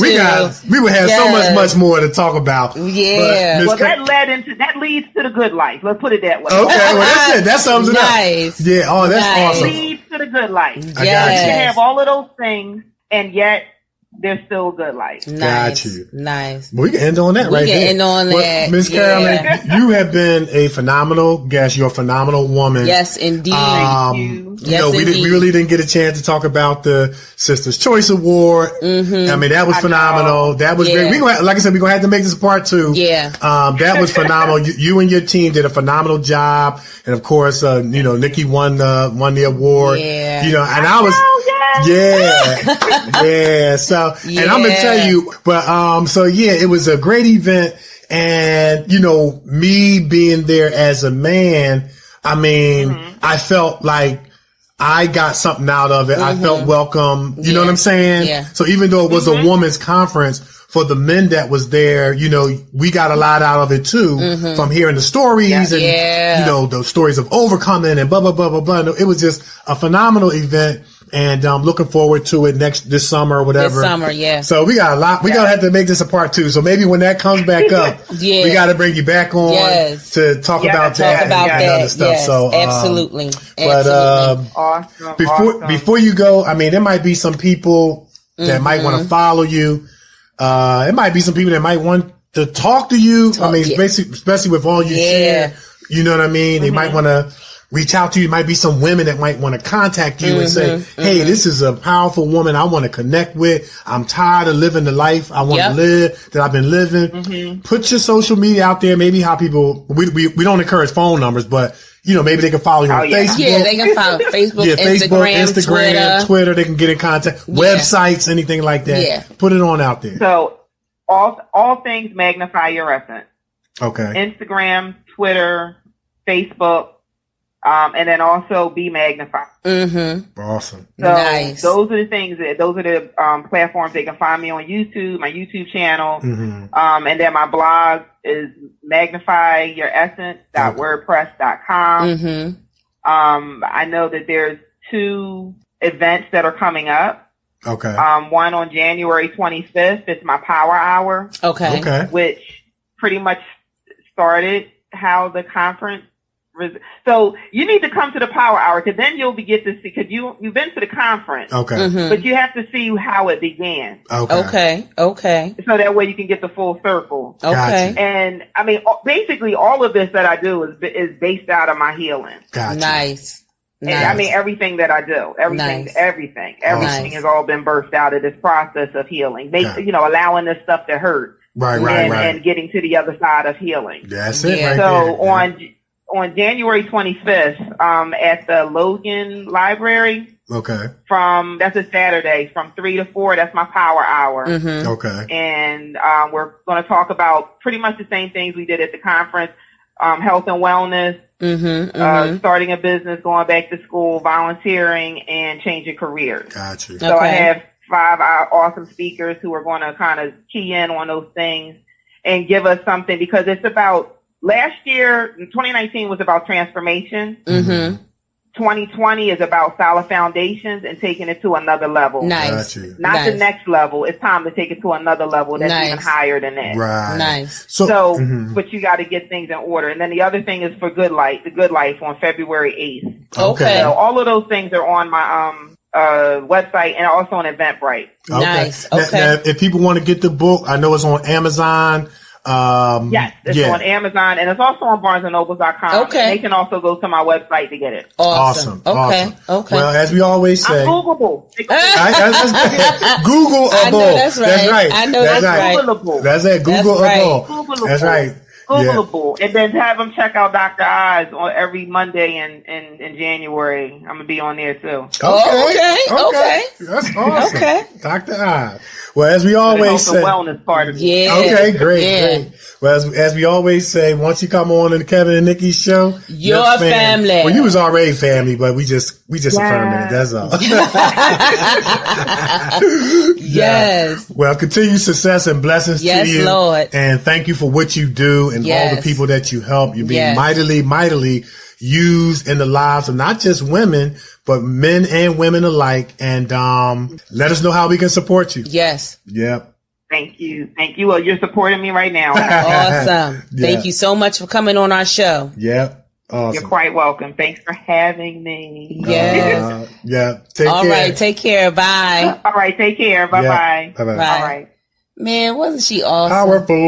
Powerful. Just awesome. Completely powerful. Yeah, she's powerful, man. That was therapeutic. It was therapeutic because she took what she went through and she completely turned it around, and she's using it to help others. Right. Making films, writing books, motivational speaking, and her conferences, all of that. She completely turned, everything around, and she didn't waddle in that. Right. And she's teaching others how not to do that. I like that. And it sent the message that you don't have to be a victim. Well, here's the thing. You don't have to stay a victim. Yeah. That you can get up. Yes, you can. But the reality what that she was sharing was you can get up from your circumstances, face it, deal with it, because you can't conquer what you don't confront. But understand that you're going to have to go through dealing with the pain to get to the other side of healing. Yeah. And that's the journey that people decide not to take. And they would prefer to go a lifetime of presenting as opposed to getting the healing. Man. And I like how she said, how she answered my question. She said, I showed them me. That's it. That's That was it right there. Yeah, I showed them me. Hey, I'm the living evidence. There you go. I went through it, and now I'm gonna show you how to get through it. Right. You know, and look at all the great things I'm doing right now that statistically, based on what I went through, said I shouldn't be doing. Yeah, it was powerful. Yeah, that was a very powerful interview. Yeah, that was powerful. So glad we had the opportunity to talk with her, Miss Carolyn Wilson, about her film, The Good Life, and everything she's doing. Very powerful. Yeah. Very powerful. Man. Very powerful. And it's like, we still got stuff that we would like to talk about, but I'm telling you, we could have went on all day. We could have. We could have went on all day. We could have. Yeah, we definitely got to make it a part 2. And she's a phenomenal woman. And, you know, that's making the choice to be victorious and not victim. That's what they say in football, getting tackled in life and falling forward. Yeah. You know what I mean? Yeah. That's what it's about, man. That was her pain that is profiting other people. And even the good, the bad, and the ugly that we go through, that's actually how part of the healing process is not only confronting it, conquering it, facing it, dealing with it, but going to help somebody else with the same thing. And that's what it is. Yeah. That's exactly what it is. You seeing how can you get through it and then watch somebody else struggle through it. Right. You know what I mean? Go help that person out. Right. And that's exactly what she's doing. Hey, I see you. I got a solution. Come on. Let's talk about it. And then it becomes this boomerang effect because every time you go help somebody, you get closer, you get further healed because you're constantly using your pain to help someone else. And, you know, it was just like I said, when I went to the Sister's Choice Awards, when, you know, we were there, when you got your award, I'm just sitting up there like, wow, this lady is sharing her testimony like she's talking about the weather. Yeah. And I understood that you don't get to that point unless you have faced some stuff. Right. Like that was years and years of dealing with self to the point where she can get up there and talk about that. And it speaks to the level of freedom, but she's a living testimony that you can get there. You can get there. You're going to have to put on your hard hat, pull out your chisel and hammer and work on you. And part of that working on you is going to be dealing with, like she said, the trauma. You know, it was great. Yeah, man. Very good interview. Yeah. Very good. And check her out on Dr. Oz, man. Yes. You know it's going to be, it's going to be good because he deals with health and wellness along with other topics. But, we have to pay attention too, just like, you know, if you have a sore foot, like I like how she used that analogy to our health and wellness as well, you know? Yeah, we gotta work together to find solutions, you know, to mental illness and all that other kind of stuff. We gotta work together. And you know what's so interesting? This is how I know that you and I are saying what we're supposed to be saying and what's bothering Nikee, Kevin's Corner, because she's pretty much talking about what I got written on my notes. Yes, she did. I mean, we're sitting here looking at each other like, she did. You know what I'm saying? We looking at each other like, did she look at my notes? You know what I mean? She's talking about that awareness. She's talking about that. Remember the private self, the public self, what I'm going to talk about in Kevin's Corner. Yeah. Man, that was powerful. Hit it. She did. She hit it right on the head. She all right. Hit that nail right on the head. Yeah, she sure did. She did. All right. So we going to take a break? Yeah, we're going to take a break. And when we come back, it's going to be time for news and sports. Scholars Professional Editing Firm consists of a specialized group of academic doctors, editors, and statisticians that keep doctoral candidates moving through the academic doctoral process, providing one-to-one group mentorship and all-inclusive editorial services that produce writing advancement that result in exponential movement. The scholars conduct line-by-line editing, proof, and copy editing, university-specific format, compliance, and substantive done-for-you services on the following documents: doctoral thesis, dissertations, capstone projects, research studies, research proposals, research papers, and oral defense preparation and presentations. The Scholar Professional Editing Group keep you moving. For more information on editorial services or doctoral accelerated mentorship program, visit www.thescholarsedediting.com. That's www.thescholarsedditing.com or contact Dr. Haynes at 281-315-6053. All right. So you know what time it is. It's time for news and sports. All right. So in sports, it's not good. No, it's good. It was exciting. Okay. Yeah, well, we know that Wild Card Weekend was just this past Saturday. Yes. And it continued on till Sunday. And there were a lot of exciting games, but I'm gonna tell you, this particular game stood out. The Texans beat the Bills 22-19 as Deshaun Watson, J.J. Watt led a comeback and a playoff victory. So the Houston Texans seem headed towards another unceremonious playoff exit. Then J.J. Watt and Deshaun Watson and DeAndre Hopkins intervened. So they led a furious comeback as the Texans beat the Buffalo Bills 22-19 in an overtime thriller this past Saturday in Houston in a first round AFC postseason matchup. Kicker Kaimi Fairby, listen, some of these names. The kicker's last name was Fairburn. He won it for the Texans with a 28-yard field goal with 3 minutes and 20 seconds remaining in overtime. So all about Deshaun Watson's game-winning is freakazoid play is what they referred to it. But J.J. Watt, he said, "You're never out of a game," Watt told ESPN afterward, when you have Deshaun Watson at quarterback. So the 4th-seeded Texans advanced to an AFC semifinal next weekend at Baltimore or Kansas City. So they won the game on their second possession of overtime, getting the first down on a 3rd and 18 play along the way. Watson also miraculously escaped a sack to throw a 34-yard completion to running back Tywan Jones to set up the winning kick. Now, I watched that play. He got hit from the front, bounced, got hit from the back, bounced and spun and stayed on his feet. I mean, you thought he was done. He stayed on his feet, spun out of it, and then threw the pass for the first down. Wow. So that's Deshaun, Hopkins said. I mean, that's what he does for a living. The Texans scored 19 straight points after trailing 16-0 in the third quarter. The Bills forced overtime with a 47-yard field goal by kicker Stefan Haska with 5 seconds left in regulation. Houston, making his 4th playoff appearance in 6 seasons under coach Bill O'Brien, avoided losing in the opening round for a second straight year. The Texans improved their postseason record under O'Brien to 2-3. Watson, the brilliant third-year quarterback, secured his first career NFL playoff victory. He said, "Look, I told the guys before the game, I said, let's be great today." Watson told ESPN, "So somebody had to be great.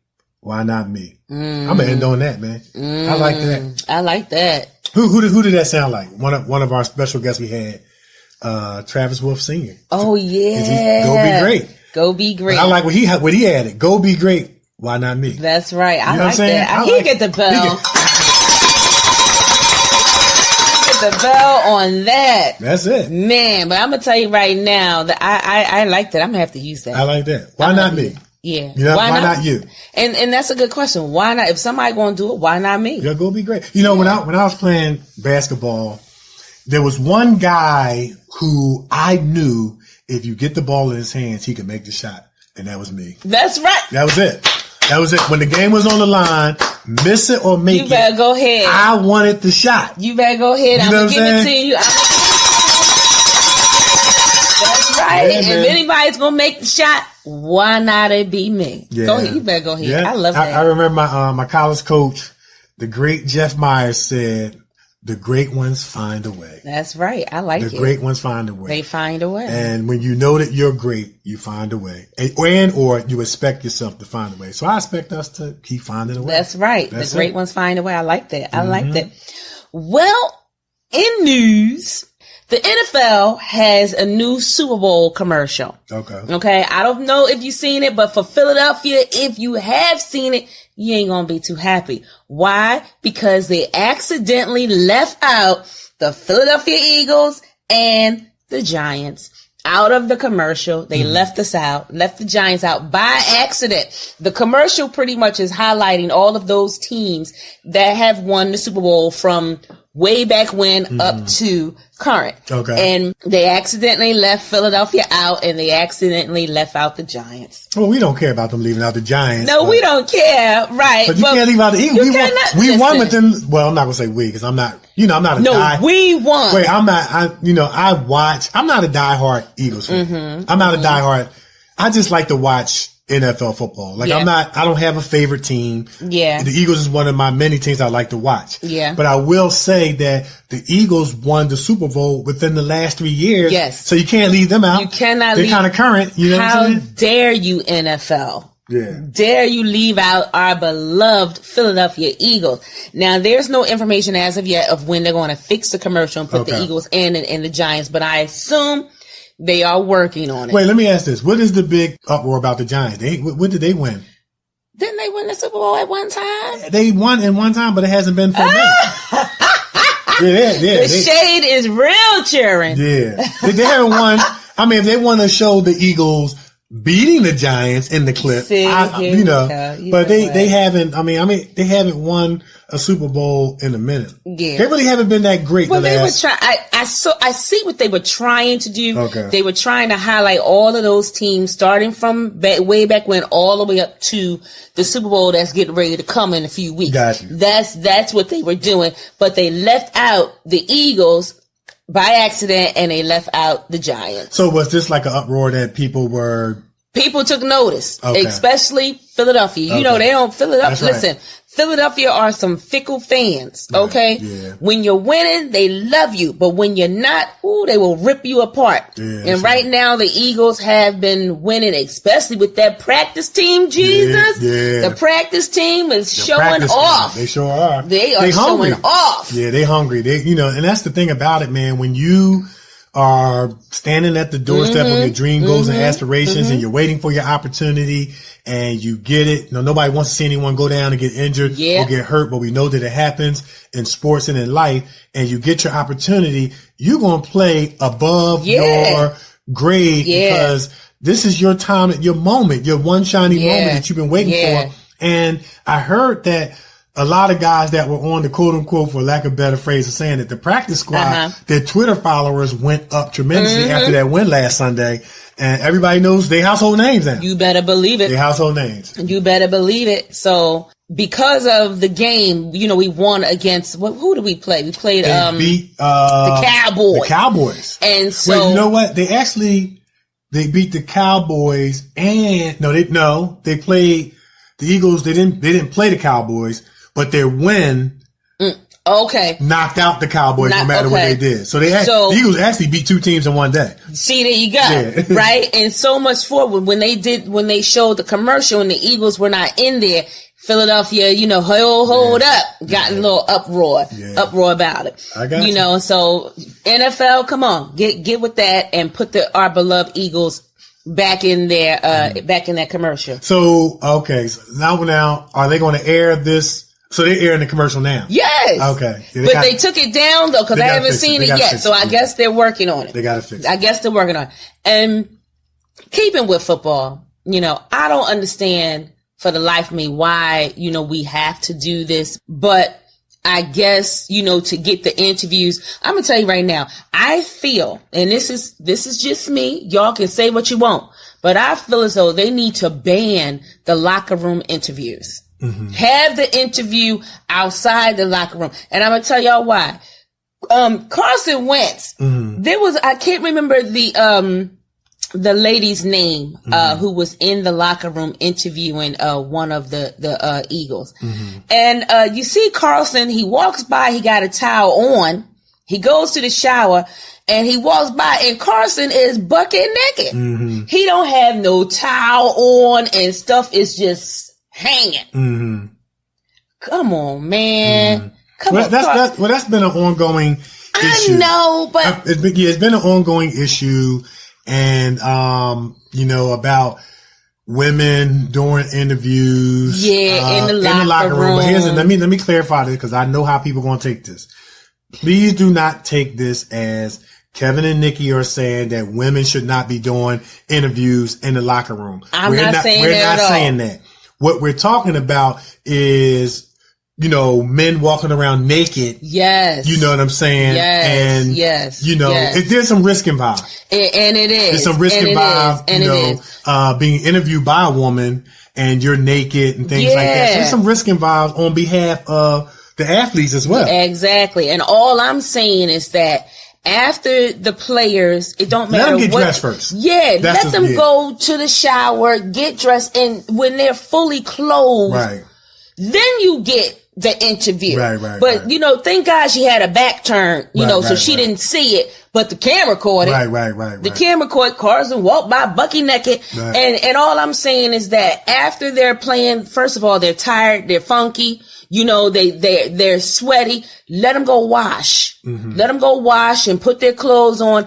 And then, you know, when everyone is fully clothed, then let's get the interview at that time. And we're saying this. That go for men and women. Yeah. Like whether it's a man wanting to interview a man or a woman wanting to interview a man, I think they should let them get dressed. I do too. I understand that we want to get the interview. You want to get the story. But here's the thing. You can still get the story when they're nice clothes and clean. Right. You know what I mean? Cause these guys, they're all sweaty and different things. And the last thing, I don't know how they feel about it, but I'm going to say the last thing that they want to do is have you up in their face with a microphone and a camera while they're trying to get all this sweat and stuff off of them. You know, they want to wash up. Or they don't have any clothes on. You're trying to get dressed. Exactly. Yeah, so that's been an ongoing issue. It appears at this day and time, they just allow it. You know what I mean? Yeah, I mean, I just feel as though, you know, we should put an end to that. Let them get dressed first. Yeah, let them get dressed. That's always better. That's always a better solution than allowing somebody to stand there naked. Because what if they do something that they're normally accustomed to doing, scratching or whatever, and it gets perceived in the wrong way, and you know it can turn into a big mess.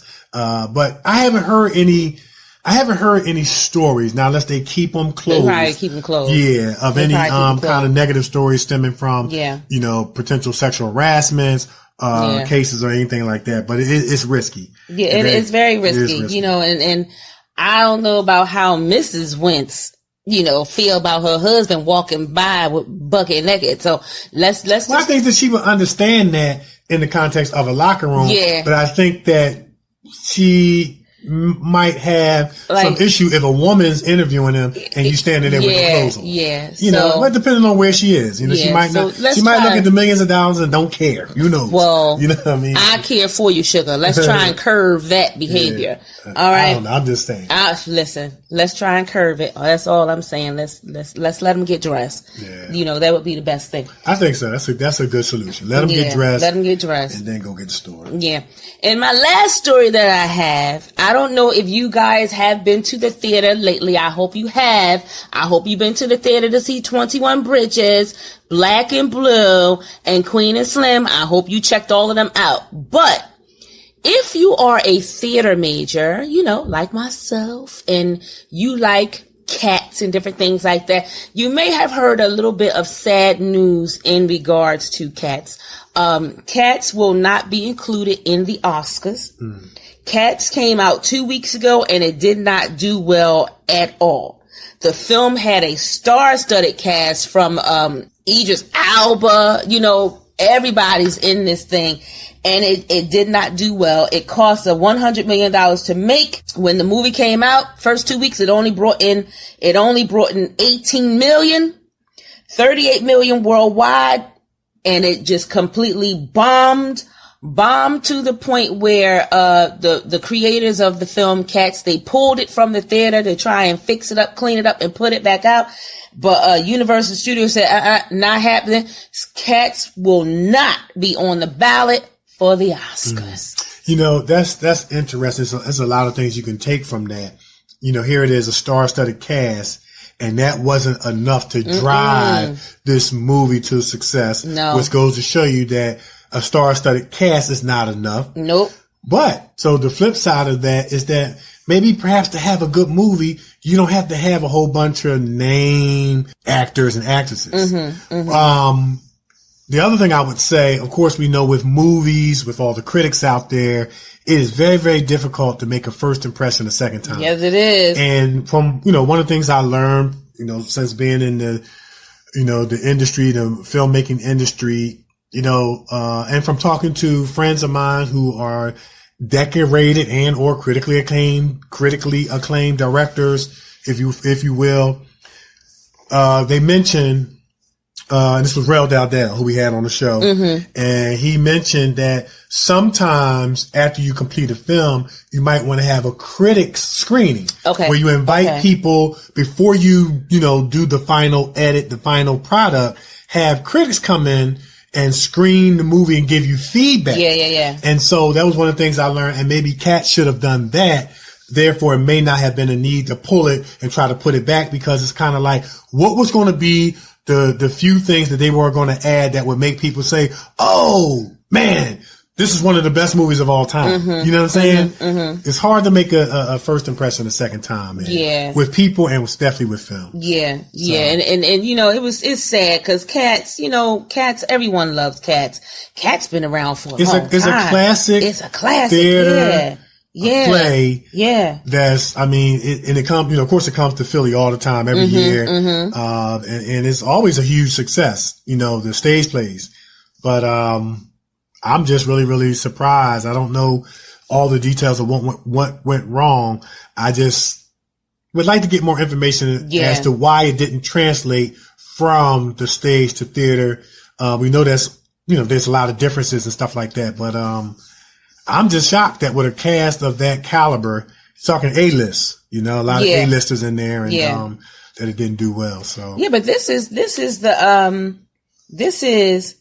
the first, not the first, maybe the second time that they tried to turn Cats into a film, and actually the first time it did well. Okay. So I don't know, maybe them trying to remake it didn't go well, but they had a star-studded cast. Like I said, Idris Elba was in it, and was Jennifer Hudson was in it.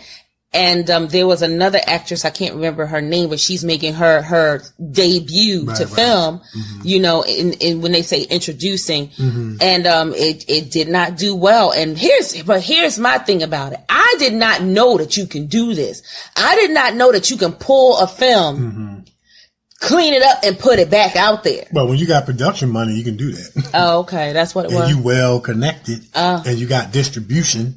Okay. All that stuff helps. But let me ask this. I wonder, with Cats being such a successful stage play for years and years and years, did the movie deviate from the play? Because you know how, like, when people find something so beloved and you try to change it or deviate from it, sometimes that can lead to the lack of success. Like we take the Lion King cartoon, tradition, historical, beloved.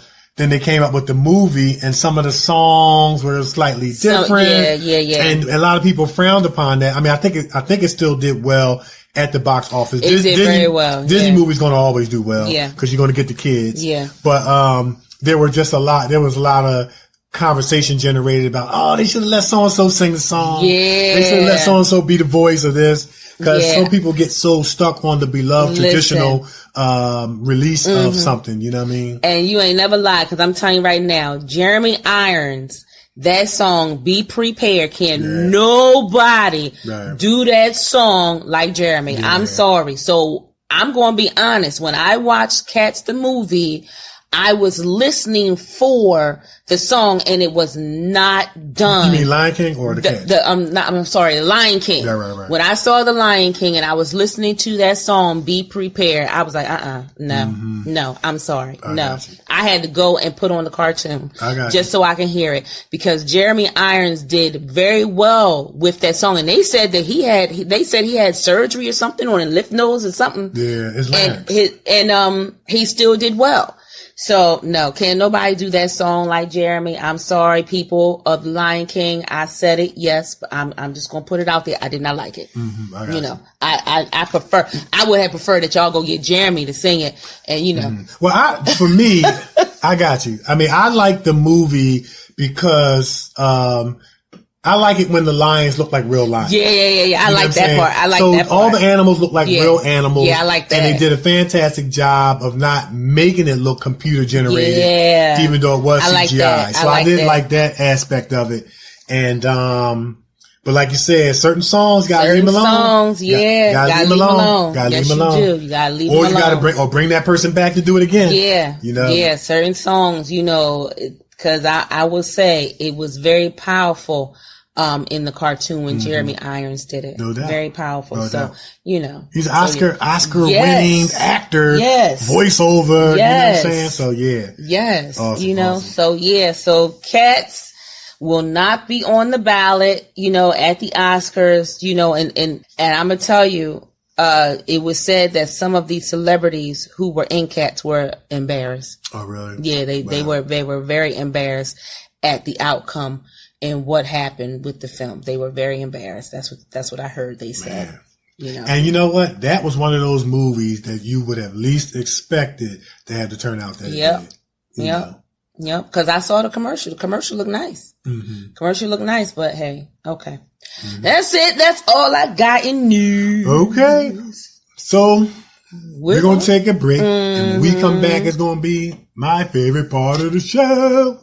We're going to find out what's bothering Nikee. Oh, this is bothering me, y'all. And it's probably bothering you, too. And I know it's going to be bothering you. Wait till you hear this when we come back. It's the Kevin and Nikee Show on iHeartRadio. We'll be right back. We're going to find out.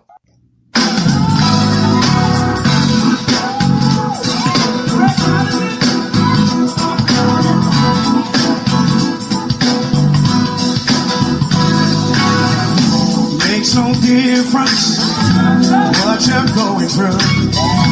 You're gonna make it. God's gonna see you through. Hold your head up. Put a smile on your face. This is another test. It won't last always. So get ready. Get ready for your blessing. For your blessing. Get ready. Get ready for your miracle. For your miracle. Get ready for your blessing. For your blessing. Get ready. Get ready for your miracle. For your miracle. I know you've been hurting deep down inside. Let me encourage you. It's gonna be alright. Troubles and trials come to make you strong. Keep on believing. You keep holding on. Get ready for your blessing. For your blessing. Get ready for your miracle. For your miracle. Get ready for your blessing. For your blessing. Get ready for your miracle. For your miracle. Sing it,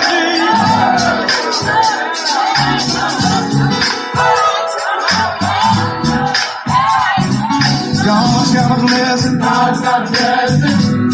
Everybody say that with me. God's got a blessing. God's got a blessing. If you really believe it, God's got a blessing. God's got a blessing. Come on. God's got a blessing. God's got a blessing. Yeah. Come on, God's got a blessing. God's got a blessing. God's got a blessing. God's got a blessing. God's got a blessing. God's got a blessing. With your name on it. With your name on it. God's got a blessing. God's got a blessing. God's got a blessing. God's got a blessing. God's got a blessing. God's got a blessing. With your name on it. With your name on it. With your name on it. With your name on it. With your name on it. With your name on it. With your name on it. With your name on it. With your name on it. With your name on it. With your name on it. With your name on it. With your name on it. With your name on it. How many of God's got a blessing with your name on it? Come on.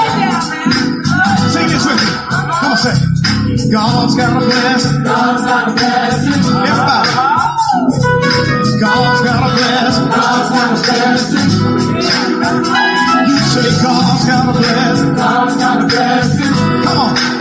Everybody say God's got a blessing. God's got a blessing. Come on, Jay.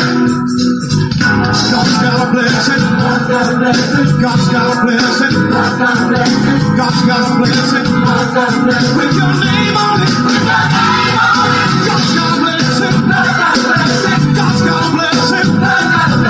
God's got a blessing. God's got a blessing. With my name on it. With my name on it. With my name on it. With my name on it. With my name on it. With my name on it. With my name on it. With my name on it. With my name on it.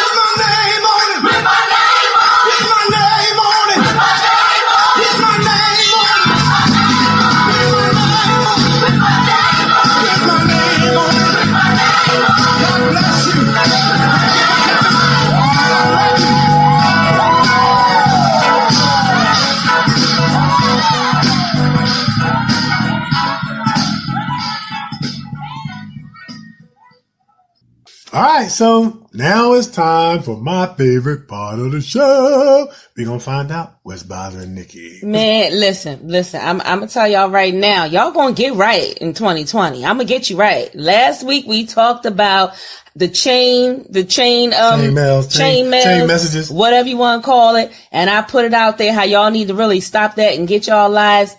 Here's another thing y'all need to get. Why when I send you a message on Messenger, right?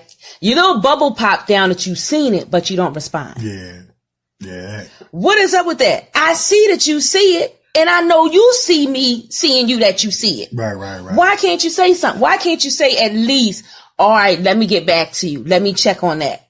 But why do you just ignore you look at the message, but you ignore the message like you never seen the message? I mean, what is up with that? Yeah, I'm going to add to this. And also there's a way where you can click on the message without letting it pop down, and you can read the first couple sentences and decide if you want to click it on to let people see that you saw it. Why you got to go through all that? That to me, that don't make no sense. What is up with that? Yeah. You know, why, if you don't want to be bothered with somebody, just say something. Yeah, or just unfriend one another. You know what I'm saying? How about that? That keep it real simple. Why are you going to be friends with somebody that you feel you can't answer their messages? Yeah. That doesn't make sense to me. That doesn't make sense at all. But your little bubble pops down, and I see that you've seen the message. So if the little bubble pops down and I see that you've seen it, then I know you read it. Right.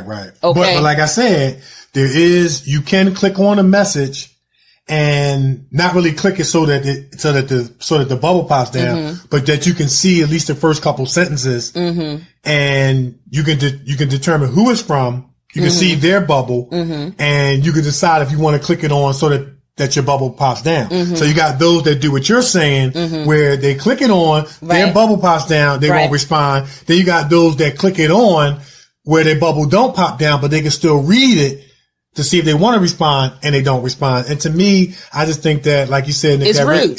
It's not only is it rude, it defeats the purpose. To me, it would be more honest to just unfriend the person. Exactly. Why, if you can't or don't want to or don't desire to read their messages, just unfriend them. That's it. That doesn't make no sense to stay friends with somebody, but I'm not going to answer your messages. That doesn't make sense to me. That's all you got to do. Yeah. Because my thing is, you don't know what I have for you. You see what I'm saying? Well, they read the first couple sentences. Well, they read the first couple of sentences, but my whole thing is, you can't respond to my message on Messenger, but you constantly asking me about castings. Right. You know what I mean? Right. So what if I ignore your message about castings? Right. I know something that I know you fit. Right. But you can't answer my message a simple yes or no. Right. You know what I mean? So you just broke the relationship. Right. You know what I mean? Yeah. Y'all need to stop that. You need to stop that. And it really is, it adds a negative element when it comes from a person you least expected, or you thought that, at bare minimum, as fellow thespians and actors and actresses, that fraternity, that bare minimum professional courtesy would be there. I could see if someone was asking you something negative or sending these stupid chain mails and stuff like that. But I mean, I just think at bare minimum, respond. Yeah. And see, here's the thing, even with the chain mails. I see the chain mails. I've seen the chain mail, so I just give it a thumbs up. Right. That's it. Right. I respond. Right. Even if I'm not going to share it, I still me too, give a little thumbs up. Yeah. Wow. There you go. Little happy face. Right. Okay. Why can't you do the same? Right. That's all. Respond to somebody who's sending you something, respond. And like Kat said, if you don't want to respond to that person, unfriend them. You can unfriend them on Messenger. Yeah, absolutely. Unfriend a person. Yeah. Unfriend me. I don't care. I mean, let's keep it real. Let's keep it honest. You know what I'm saying? There's no sense in, who wants to be connected with someone that you feel that you can't respond to their message. There's something divided about that. So let's keep the division honest by just breaking it off completely. Yeah. That's what I say. Yeah. So my theme for what's bothering Nikee is this. If somebody sends you a message, respond. Common courtesy. respond. Yeah. That's all you got to do. It only takes a minute to give it a thumbs up. And I'm going to tell you right now, you hold down the message, these little icons will come up, hit a thumb. Right. You know, hit a thumb or something, but say something. Right. Don't just let it hang there, because then you're stuck with what the person is thinking in their mind about you reading the message and not responding to the message. Well, here's the thing. There's an old saying, and I think it's true of what you're explaining. When you say something, you're sending a message, but even when you don't say something, you're still sending a message. Yeah. And, and here's the thing. Once again, it goes back to one of the things I said in Kevin's Corner. You may be on top today, or at least you think you are, but the same person that you're treating bad and looking down upon today, you could be looking up and asking for help tomorrow. Mm-hmm. You don't know who and what God is making someone into. You see what I'm saying? Mm-hmm. Because what go around, come around. That you might ignore somebody's message today because you think that you're doing well, and maybe you are, and continue success and blessings. But it might come a time where you might have to send that same person that you didn't respond to a message, and guess what? They just might do the same thing back to you, or they might answer and say, I don't think I can help you. Sorry, we're full. You know what I'm saying? But at least they gave you an answer. Right. You know what I mean? Yeah. You ain't leaving no answers. Right. You know? But you know what? And I'm going to say this. At the end of the day, if that's what people choose to do, God bless them. It's not going to make or break anyone's life if they do or don't respond. It's not going to make and break anybody's career if they do or don't respond. I talk about this on Kevin's Corner all the time. We live in a world full of rejection. You know, you hold the door for somebody, don't say thank you. Somebody cuts you off while you're driving. You know, somebody bump into you, don't say excuse me. So we live in a world full of rejection. And this is just one of those components of life that adds to that list of rejection. And what we do here in Kevin's Corner and What's Bothering Nikee, the Kevin and Nikee Show, we're going to put it out there because we want to challenge people to higher thinking, higher feeling, and what Nikee is doing with What's Bothering Nikee, higher behavior. And so higher behavior would be common courtesy, respect, things like that. But we understand that we live in a fallen world where that doesn't always happen. So when it doesn't happen, it doesn't infringe upon what's going on the inside of us from the standpoint of us feeling any worse about ourselves. But this is just a challenge to try to make the world a better place by saying, hey, you know what? It's okay to show common courtesy one to another. You know what I'm saying? Because I'm gonna tell you like that. Courtesy. And my whole thing, and I said this on the show before, I'm not walking around having a bad day because somebody rejected me. You know, it's a part of life. And it goes back to what you talked about, even in acting, that bottom portion of the iceberg, that's all about rejection. Yep. That's all about rejection and being told no, and you didn't get cast and all that stuff. And people not responding to messages is just another part of that rejection portion of this fallen, unfair, imperfect world. But it's when it comes from someone you least expected, that you thought you had a connection with, that you thought you had a relationship with. Y'all was filming together and y'all was, riding together, whatever it was. And they do that. Now you got to question, well, where's their heart? And then you got to make adjustments to their response. And that's it, man. I like, we talk about the theater. We let other people tell us where you deserve to sit. And once people show you who they are, please believe them. That's it. Especially when you ain't do nothing wrong.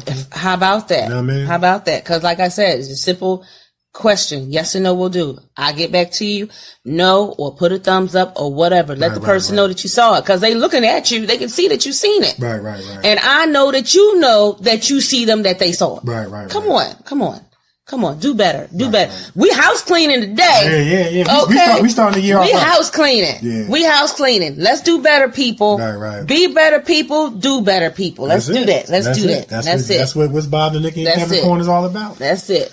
All right. I like it. You like it? Yeah. That's good. That's a good word. All right. Yep. We're going to take another break. And when we come back, it's going to be time for my favorite part of the show, Kevin's Corner. When we come back, it's the Kevin and Nikee Show on iHeartRadio. We're everywhere, and we'll be back. Please let me feel inner peace. from my center, at the center of me. Please let me feel inner peace from my center, at the center of me. Please let me feel inner peace from my center, at the center of me. Please let me feel inner peace from my center, at the center of me. My heart is open, I am aware, in me is a knowing of love, love, love. My heart is open, I am aware, in me is a knowing of love, love, love, love.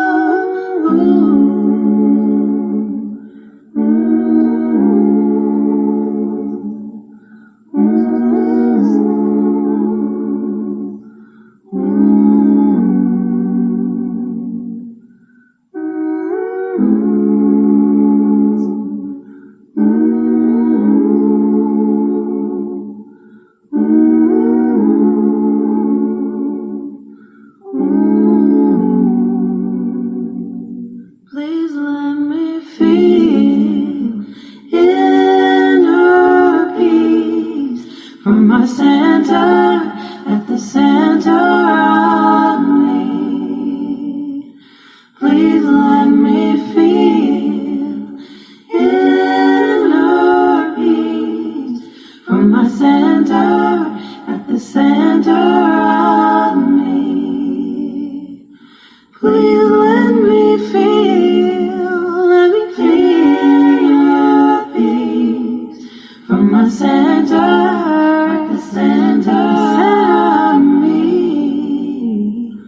Please let me feel peace from my center, at the center of me. My heart is open, I am aware, in me is a knowing of love, love, love. My heart is open, I am aware, in me is a knowing of love, love, love, love.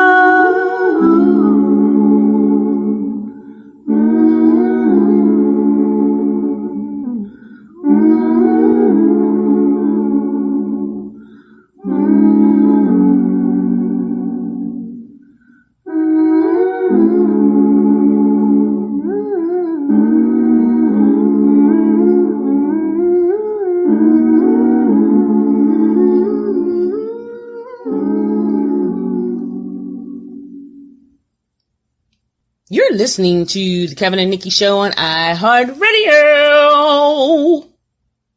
Man, all right. I was almost falling asleep on that one. Beautiful. It was so peaceful. I was falling asleep. It was. Yeah. But you know what I like about it? You know what I like about it? What's that? Those notes. Yep. That harmony. That harmony. Ah. I live for the harmony. I'm telling you right now. And I'm telling you, when you do things a cappella and you hear all the notes, so beautiful. One of the things we used to do when I sang on the praise team at the church I used to go to, all the music would just drop off and we would just still be singing.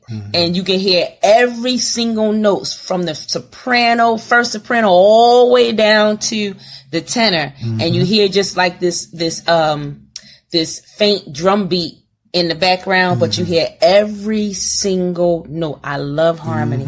I love harmony. And I love when you can hear every single note, and I love it when it blends together.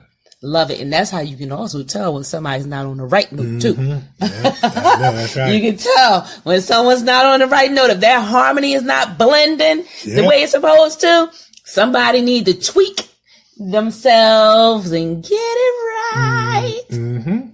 All right. So now it's time for my favorite part of the show, Kevin's Corner. All right, guys. We in week number 39. Wow, 39. We're going to keep the high vibration train moving. Choo choo.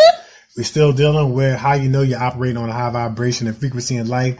Number 61 and 62, you heard Nikee mention the word harmony. She didn't see my notes, but it lets me know I'm saying the right thing. We're talking about live in harmony with yourself. You heard the song. It was about inner peace. And so live in harmony with yourself is a quality or characteristic that you know you're operating on a high vibration. So peace is the highest happiness. And by being in harmony with yourself, you can welcome it in your life. Harmony is deeply connected with the balance of your mind, body, and soul. So as long as we can remember, we've always been striving for the golden mean, that state in which we become conscious of every detail of our inner and outer world. We accept things as they are, and just then are we able to embrace the new ones. So I'm not talking about perfection here. So it is a different thing, reaching excellence in everything we do and seeking for the ideal. So from a philosophical standpoint of view, though those who are perfect are different from everyone else, though we know nobody is perfect, but which makes them imperfect. So nobody's perfect. You know what I'm saying? So we live in a fractured, fallen, broken world, and we're fractured and fallen and broken and imperfect. So a lot of famous people in the history have dedicated their lives to a A lot of famous people in history have dedicated their lives to a desperate search of that utopia. But after failing to reach it and finally realizing how mortal and powerless they are in the face of fate, they have lost their minds. So every human being has at least two searches inside. You have a search for significant. That's the need to belong, or it's tied in with the need to belong, but that need to feel special and important. But there's also a search in all of us for peace. Okay. So every human being is longing for peace. And I'm going to say that from a sound-mindedness standpoint. Okay. Because you have people who are mentally ill who can't function in peace. Right. They got to create chaos to continue to function. Right. So under sound thinking patterns, which create sound feelings and behaviors, we're all searching for like a state of peace, a state of comfort. You know what I mean? And, but it's part of getting peace is understanding that there's no,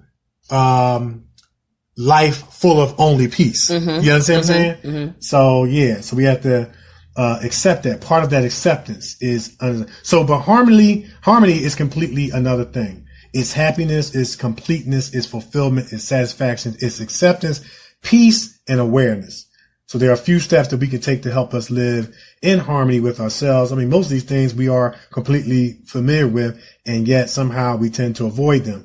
So maybe we are afraid to become the best version of ourselves and to reach success. Well, fear is our worst enemy, and with it, we will always stay at the same level. So we can try to overcome it and start our journey of success by attaining harmony, aka inner peace. All right. So that's 61. 62. When you're able to live in harmony or peace with yourself, you're able to live in harmony with others. That's some people can't live in peace with other people because they have this tornado of confusion inside their mind or in their emotions, which create chaotic behavior. You know what I'm saying?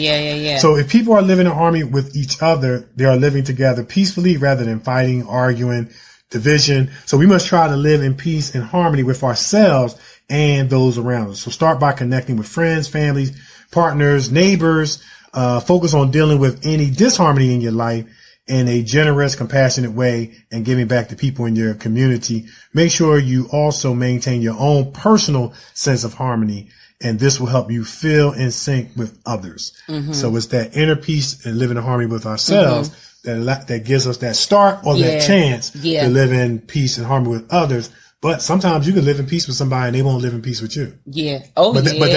That's their problem. Yeah, that's their problem, though. So be encouraged, be blessed, be a bridge builder, live in harmony with yourself, and let the carryover from that cause you to live in harmony with others. It makes for a more peaceful life. That's it. I like that. That's it. I like that. Yeah. I like that because TD Jakes talk about that all the time. Yeah. Get your life. Yeah. Get your life so that you can be with others. Yeah, and you talk about it all the time. Absolutely. All the time. And part of coming to inner peace with yourself is they talked about that awareness part that I mentioned. Yeah. So part of that awareness is, there has to be in order to obtain this, everybody don't reach that level. Right. There has to be a level of honesty with yourself. Yeah. You have to be honest with your thoughts. You have to you have to have the ability to do some introspection. You have to be honest with your thoughts, honest with your emotions, honest with your behaviors. And how are those thoughts, emotions, and behaviors negative or positive? How are they affecting you and how are they affecting others? Yeah. You understand what I'm saying? Yeah. And so, that's a lifelong journey, and nobody ever arrives, but the quicker you can get there, you can have peace in the midst of a world full of lack of peace. Mm-hmm. You know what I'm saying? That's a song. Really? He'll give you peace in the midst of the storm. Okay. Yeah. It's a song. When storms are all going around, you can still have peace. And part of us arriving to that level of peace is being honest with ourselves, honest about who we are, honest with who we truly are. Remember I talked about on the show that everybody has a private self and a public self. Yeah. And they're on two different ends of the spectrum. But those who are able, and they never touch. Right. But those who are able to pull that private self closer to the public self, you get a real authentic you. Yeah. Though they never touch. Yeah. You want to get them as close to possible, because what that means is who you are in public, you are in secret, and who you are in secret, you are in public. Right. And that's moving towards peace. A more authentic you. You know what I'm saying? Right. So, I like that. Yeah. All right. So that's some good stuff. Yeah. I love it. Some good stuff right there. I'm telling you. I hope you all being blessed. For real. Some good stuff. All right. That's it. Well, want to put it out there? Put it out there. Go, you go first. Oh, you going to let me go first? Yeah, I always try. I know you do. You do. I always throw it back. Okay. You can find me on Facebook, Nikee Warren. On Twitter at Nikee Warren, and on the gram, only one that's different. Hello, I'm Nikee. That's spelled HELLOIMNIKEE. You can find our show, The Kevin Nikee Show, on Facebook at Kevin Nikee Show on Twitter, and on the gram, The Kevin Nikee Show. We keep our shows simple so that you can find us. If you have any questions, comments, concerns regarding our show, hit us up, The Kevin Nikee Show at yahoo.com. You have any questions, comments, concerns for our special guests, hit us up, Kevin Nikee Show at yahoo.com. We'll read it to them, get the answer, and read it back. And like we always say, who knows your letter can be featured on our show. And check us out. We got a lot of things going on this year, you guys. 2020 is here. And I'm trying to tell you, it's going to be the bomb.com. All right. So I'm actor Kevin D. Benton. You can find me on Twitter at Kevin D. Benton, on Facebook, Kevin D. Benton, on Instagram, actor Kevin D. Benton. You can find us on YouTube, actor Kevin D. Benton and actress Nikee Warren. Check us out. Look, we got commercials on there. We got short films. We got feature films. We got monologues on there. Check us out. Continue to go with us, flow with us, show with us, flow with us, go with us, grow with us. All right, you better go ahead. Sound like a rhyme. Yeah, so we do what we do for you. Thank you guys for tuning in each week. We hope you enjoy our show. Yeah. And we're going to keep them coming as long as y'all keep tuning in. Yeah. All right. So That's it. So it's the Kevin Nikee Show on iHeartRadio. We on iHeartRadio. We everywhere, and we are out of here. Peace.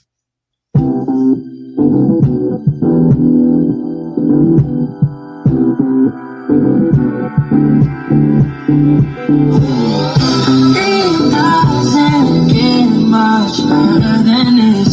Spent too much time getting ready for this. It's easy, it seems like I just can't miss. And I must confess, it don't get much better than this like that. Oh, don't get much better than this. Oh, don't get much better than this like that. Oh, don't get much better than this. Don't get much better than this. time. Yeah, I'm gonna win that race if you cross that line. Yeah, for every question I got answers back. For you, I'm trying to touch you, girl, and you should never, yeah, to the right.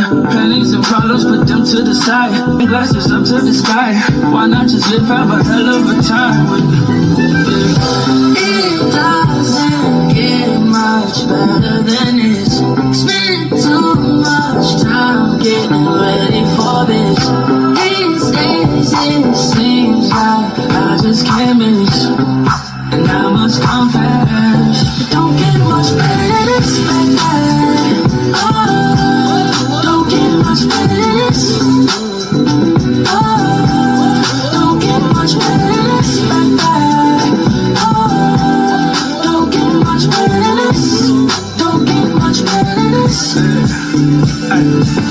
Woo! We done been through it all.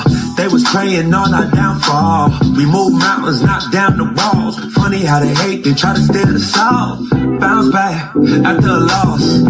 Staying out the way of the law. Fast lane on to make the boy drop jaw. Candy paint on it, make his girl drop draws. Whoa, let's celebrate. You ain't get money, then I can't rely. Like, ooh, ah. I ain't never felt this good in my life. It doesn't get much better than this. Spend too much time getting ready for this. These days it seems like I just can't miss. And I must confess, don't get much better than this, baby. Oh, don't get much better than this. Oh, don't get much better than this, baby. Oh, don't get much better than this. Don't get much better than this. I'm getting pretty good at the good life. Every play that I make is a highlight. I got a girl put the good in a good night. If she giving me that look, that's a good sign. And she might fine, so it's easy like post-game layups. Sharper than a needle at the place they film Frazier. Gold game major, achieve game major. She know I curse a lot, and I'm a player. All around the world, we seen it and we done it. Towns, yeah, we run it. Shift gears and gun it. I reminisce when I open up the safe. Dodged every mousetrap in this rat race. It doesn't get much better than this. Spend too much time getting ready for this. These days it seems like I just can't miss. And I must confess, don't get much better than this, baby. Oh, don't get much better than this. Oh, don't get much better than this, baby. Oh, don't get much better than this. Don't get much better than this.